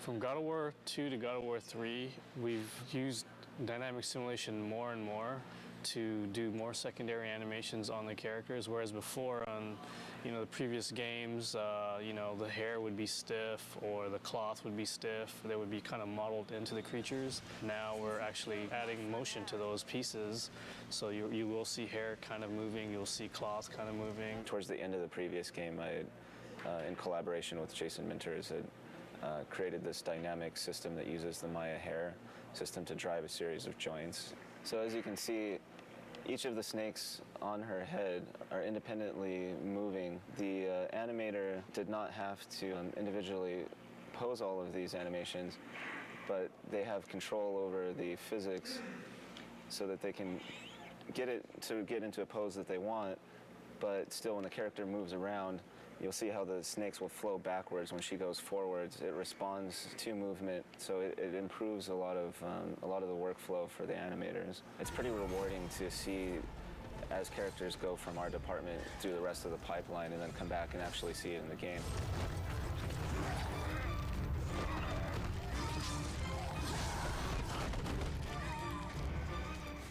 So what I received here is a model of Kratos. What I'm doing is adding the wrinkle in his facial expressions. It's being driven by the actual joints in his skeleton. So as you can see, as I lower the joints, his wrinkles go away, and just like a real human, as the joints move up, the wrinkles start to show up on his face. That's some of the new technology that we're putting into the characters and Kratos. Here I have another example. If I lower his shoulder, you can see veins start popping out and striations start popping out on his shoulder. So not only are we putting this technology into his face, but it's also going to be in his body. In the beginning, Yuri kind of got a little freaked out when he got the project because, it was one of those things where it was like, okay, you need to work on this thing, this crazy tail rig that will do everything that we need to get done in this game. There's 4 of us on the team, and we all kind of took a stab at it. And, it was kind of an iterative thing, but Yuri definitely solved the problem. What we see here is the battle between Kratos and Medusa is trying to constrict Kratos.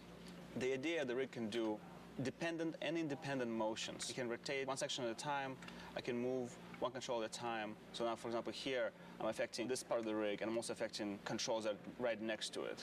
Things are stretching, and things stay in place or not. I think the key to it is that it's, for an animator, it's very easy to use. We can use it on many types of different creatures, tails, ropes, hair. In God of War 2, there was a creature Kraken, and that thing had huge tentacles. And Matty, he was lead animator and game lead animator back then. He animated it, and he complained a lot. And after he saw this rig, and after he saw what guys were doing with Medusa, every time I walk by him, he just thanks me for making this thing.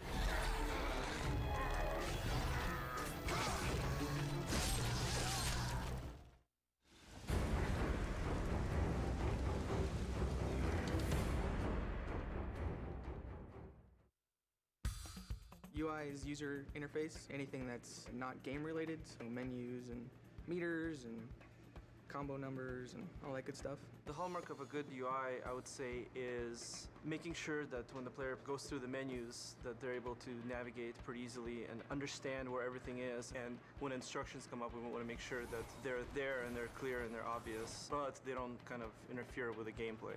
This is what we refer to as the shell. It's the kind of like the intro to the game. Currently, it's our alpha version, so it's somewhat simple, but basically we have a skybox in the background. You can see the clouds animating. This is the real Kratos model. We're actually calling an animation to the character. So when you choose a new game, you get a sub-menu, and you can choose if you want to play an easy, normal, or hard. Very hard is locked out in the beginning. So you can see that when I choose a game, you'll see like the camera pan into Kratos' face, and then a video starts up. So all of that has to be hand-coded. So this is the basis of the Pandora's box, the menu system that we have in-game. So it's a full 3D model, and then I get that into the UI and do everything that needs to be done to make it work. So tag it with all the tags it needs, text elements, things like that. So all these kind of proxy quads we have in here all represent a line of text that shows up in the game. We pretty much start off on this demon face side, and we zoom up real close to frame it so that it's kind of more 2D looking. This would be the power-up menu. So you go to this menu and you upgrade your weapons, and you're able to kind of zoom into the models and rotate them around. At least that's what we're hoping. So we won't make it for alpha, but we're gonna shoot for beta. You can swap between menus by hitting R1 and L1, and that rotates the camera around the box to another side, and then we frame another side of the box and put information for like the items menu. So this is the items menu. Top of the box is the status screen, so that's how many kills you have and all that good stuff. And then we push through into the box to get to the moves list. And then it goes in kind of like this cycle, so you can cycle through all of these menus in order. So pretty much what you're seeing here is the Pandora's box, and then from here you go, you swap to other screens, and we have all these kind of cool little animations going on. Eventually inside of these screens there'll be much more ancillary animations and things going on. This time around, for God of War 3 anyways, we completely switched our system up. This time it's all 3D, the same shaders that we put on game objects we use in the UI. So it opens up a whole new avenue of what we can do. It also opens up a whole new set of problems. So most definitely. Some of the problems we ran into creating the shell is using the character animation system that we have developed to animate the parts of the shell, specifically the menus. Surprisingly enough, it doesn't work that well. It works well for characters, but not well for the stuff that we need to do. So we had to add a lot of new tech to the system in order to get it working. Richard's pretty new to the UI. I mean, Richard's been here for a while at the studio, but he's just recently started helping me with the UI stuff, and so having him as a second set of eyes for this whole system has been really helpful. And he's a really technical guy, so has a good rapport with coders, so he can get more done than I can sometimes. Yeah, it's funny because Corey will go down there and he'll ask them to do something, and they're like, no, and then, no, I'm just kidding.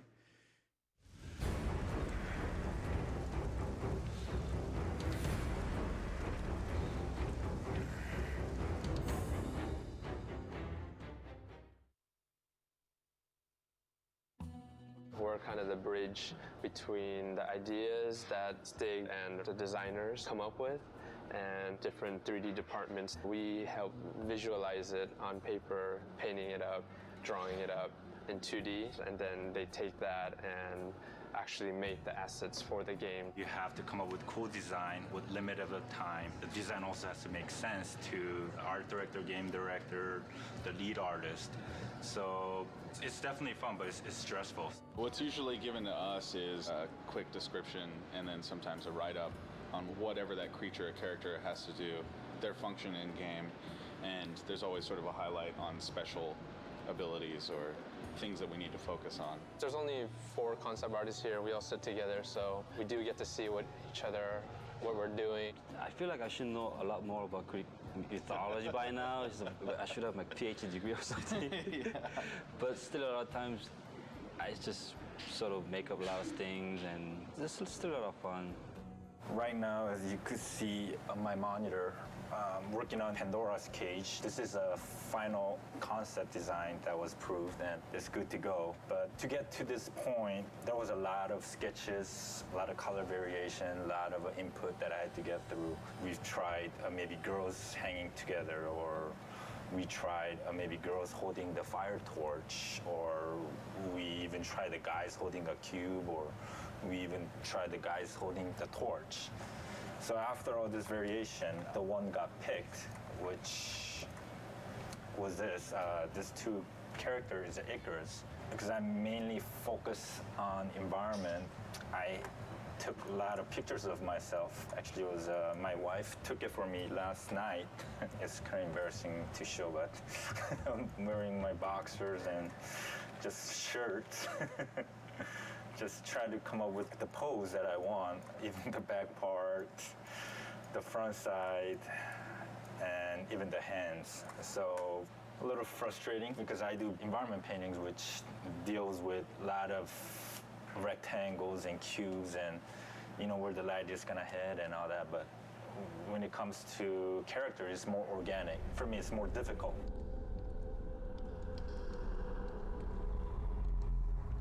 Is Palace for the Gods. These are the basic thumbnails I showed to director. Then from here, we start to bring in all these location elements where each portion of the buildings are representing different levels. It's not just figuring out the entire look of the place. I also have to figure out how each sections are connected. Actual elevation of the location and how it's connected has to be pretty accurate. Every time I do a second pass on the concept, it raises so many questions again. Feedbacks means change, and after that, it raises different questions, and another meeting, and feedback again, and changes.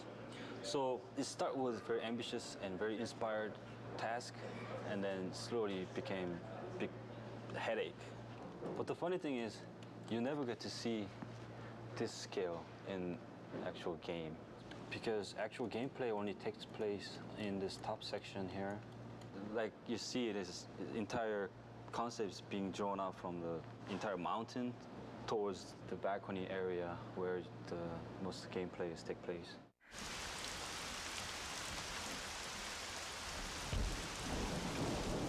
One of my most favorite tasks was to create Aphrodite, the goddess of love. My chore, as it were, was to create the most beautiful woman that ever existed in Greek mythology. Here I've got some initial sketches. There's a lot of Greek art that involves, sort of the bare breast and things like that. So we were trying to come up with a way of framing these really feminine aspects of this character without being just vulgar. I originally had her hair always bound up, very Greek-like, but they really wanted it hanging down. This is the final three-quarter view of Aphrodite. As you can see, some of the stuff that I had originally concepted in the other pieces did stay. One of the mandates for the character was that she have a girdle made by Hephaestus. Some of the backstory is that Aphrodite was given as a wife to Hephaestus by Zeus. In original Greek mythology, she cheats on Hephaestus by bedding down with Ares, the god of war, the original god of war. He punishes her by catching her in a trap with Ares and sort of parades the two of them in front of the other gods to shame them. And she was ashamed. She's a naughty girl.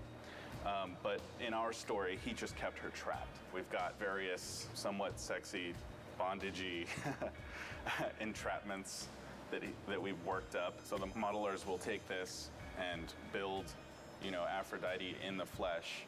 And I must say, I'm really looking forward to see what they do with it. Do you know how long it's been since a real man has come into my chambers? Those bridges outside are nearly destroyed. Zeus refuses to have that stupid mortal Daedalus stop working on his precious labyrinth to fix them.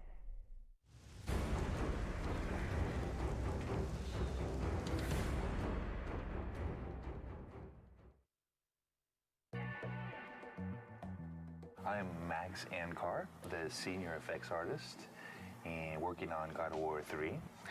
This is my new helper or friend.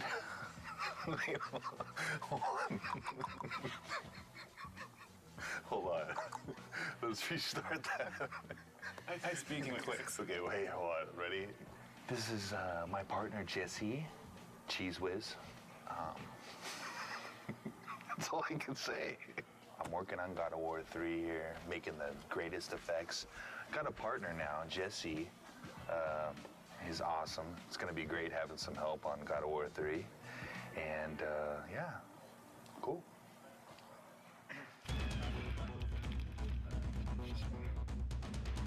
I looked on the internet and find out all these different movie special effects, kind of duplicated what they did. We filmed the blood and the idea that maybe we could use some of it for textures.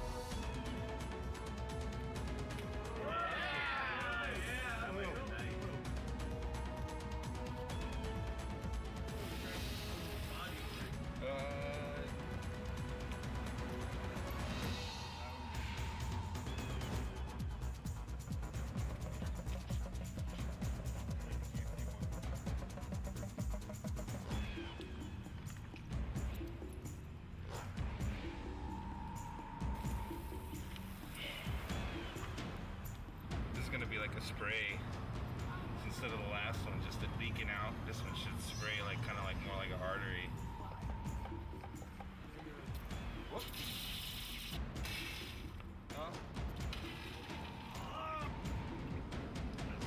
Oh, that's pretty great.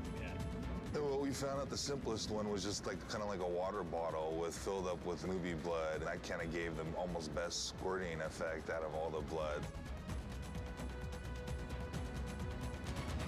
I think we got some good blood today. I know my partner here, Jesse, sacrificed a lot to help out. He donated the blood for us, and I'm really glad we had Jesse here to help us out. He's sweet. Yeah, Jesse's really sorry. Jesse, watch out. Okay, thank you.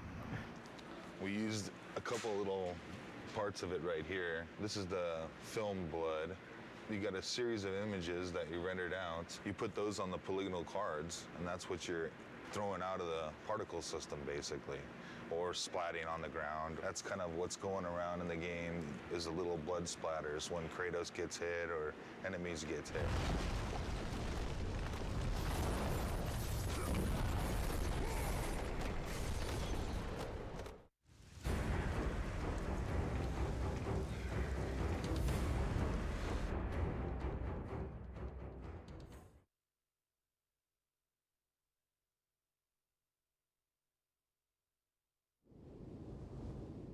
This recording session for God of War that we're starting today is the culmination of a lot of preparation. This is definitely the most complicated session I've ever put together. I'm gonna go get a sweatshirt. We should go in the other room while we can, huh? One of you here and one of you here. How close do you need to be? Here, just duck under the microphone. We need to take a couple minutes to readjust where things are. I'm a little nervous about this session, just the number of variables. We've got a lot going on. 2 actors at a time. We've got a lot of people going to be at the session. We've got facial capture, we've got teleprompters, we've got all kinds of stuff. It's a new studio. There's room for error, but I like to think that I've nailed everything down before we got there. But I'm definitely, my breath's coming a little shorter today than it normally does. We are moments away. What was it, Kratos? All I remember is what I have lost. That is why you should give me the power. I understand its true meaning. And my character, I like to think of her as she thinks she's doing something good, but in reality, she's trying to take over the world. Kratos, she is the key to our revenge. I trust you to do the right thing, Kratos. You shouldn't. Kratos, I found out, is a piece of me that I kind of didn't know existed. It's kind of a dark side that it really is fun getting a chance to explore. I delivered your revenge on Zeus. My vengeance ends now. I owe you nothing!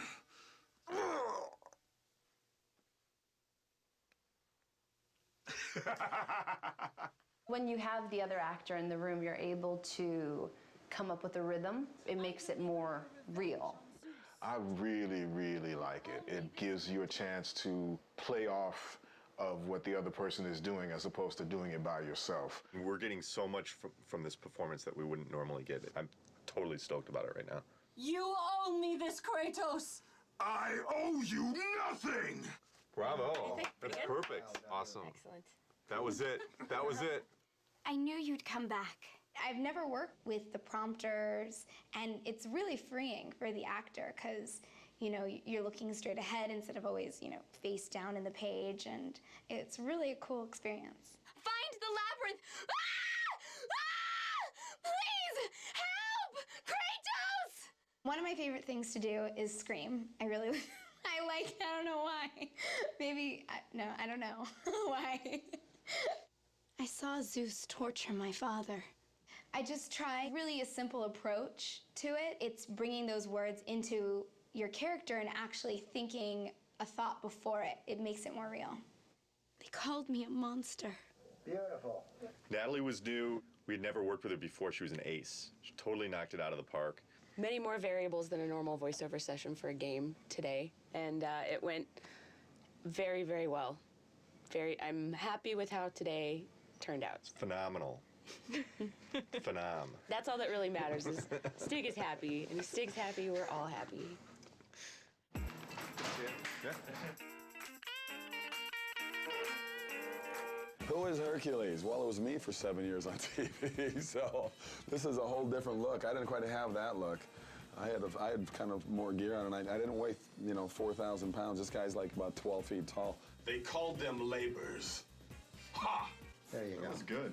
That was really good. Yeah. Kevin Sorbo was obviously an easy choice because he's Hercules, but not necessarily in terms of the way that he's played Hercules in the past, a little bit of a departure. Can we get, but this time, brother, more seething? But this time, brother, this time I will destroy you. That's good. In this game, he's a much darker brute. He's not the brightest light bulb out there, but at the same time, when it comes to war, he's brilliant. The direction is more pissed. Okay. As pissed as you can get. The most valuable I can be is to take what the creator of the game has been imagining and seeing on paper for a long time and bringing it to life with the voice, and trying to find different ways to get to actors to achieve what he wants to do. Try one thing, if you would, Kevin. Yeah. Take the breath after stables, and then you can finish off the phrase. Okay. The most frustrating thing about doing voiceover is the amount of time you've got to do each line. You've got to repeat it, but you've got to also do it in so many different ways, so many different inflections, and you end up losing your voice. Have you not killed enough of your family? That's a Good. That's very good. It was a slam dunk. He really brought a passion to the character. He was very professional. His voice was kind of running out. That's when he gave some of his best stuff. Fantastic. Beautiful. Yeah. Fantastic. Thank you. It wasn't the same Hercules, not even close to it. So it was a darker and more sinister person and a more evil person to deal with and play. But from my standpoint, it was a lot of fun. It's the way to start. New Day recording, very excited about it. Today we're doing Rip Torn and Malcolm McDowell. The game's based on Greek mythology. This guy's like the Smith god, and he's like... Always the Vulcan. Yes, exactly. The Roman name for Hephaestus is Vulcan. He's the god of fire, and he's a great blacksmith.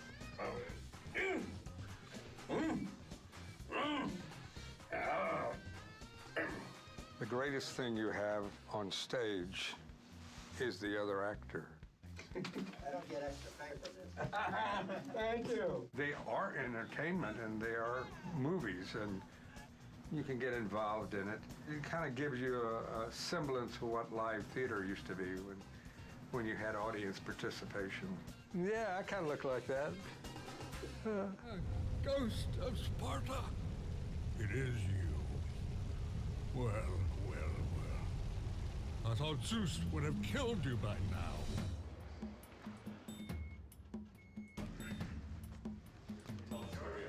Daedalus. Oh, and what does he do? He's the inventor. He also created the labyrinth. The labyrinth? Wow. And where is the golf course? It's really cool. Eat lunch with Malcolm McDowell. You can't beat that. The ice storm, that will give me the power to bring my son back to me. Where is my boy? Awesome.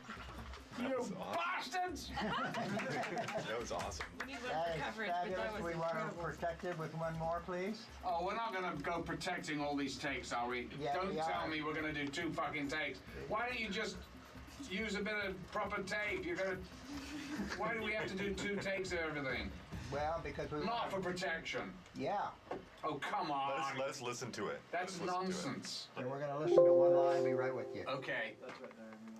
You don't mind, right? Because it's really, if I'm in a jag and it's going, it's going. I hear you.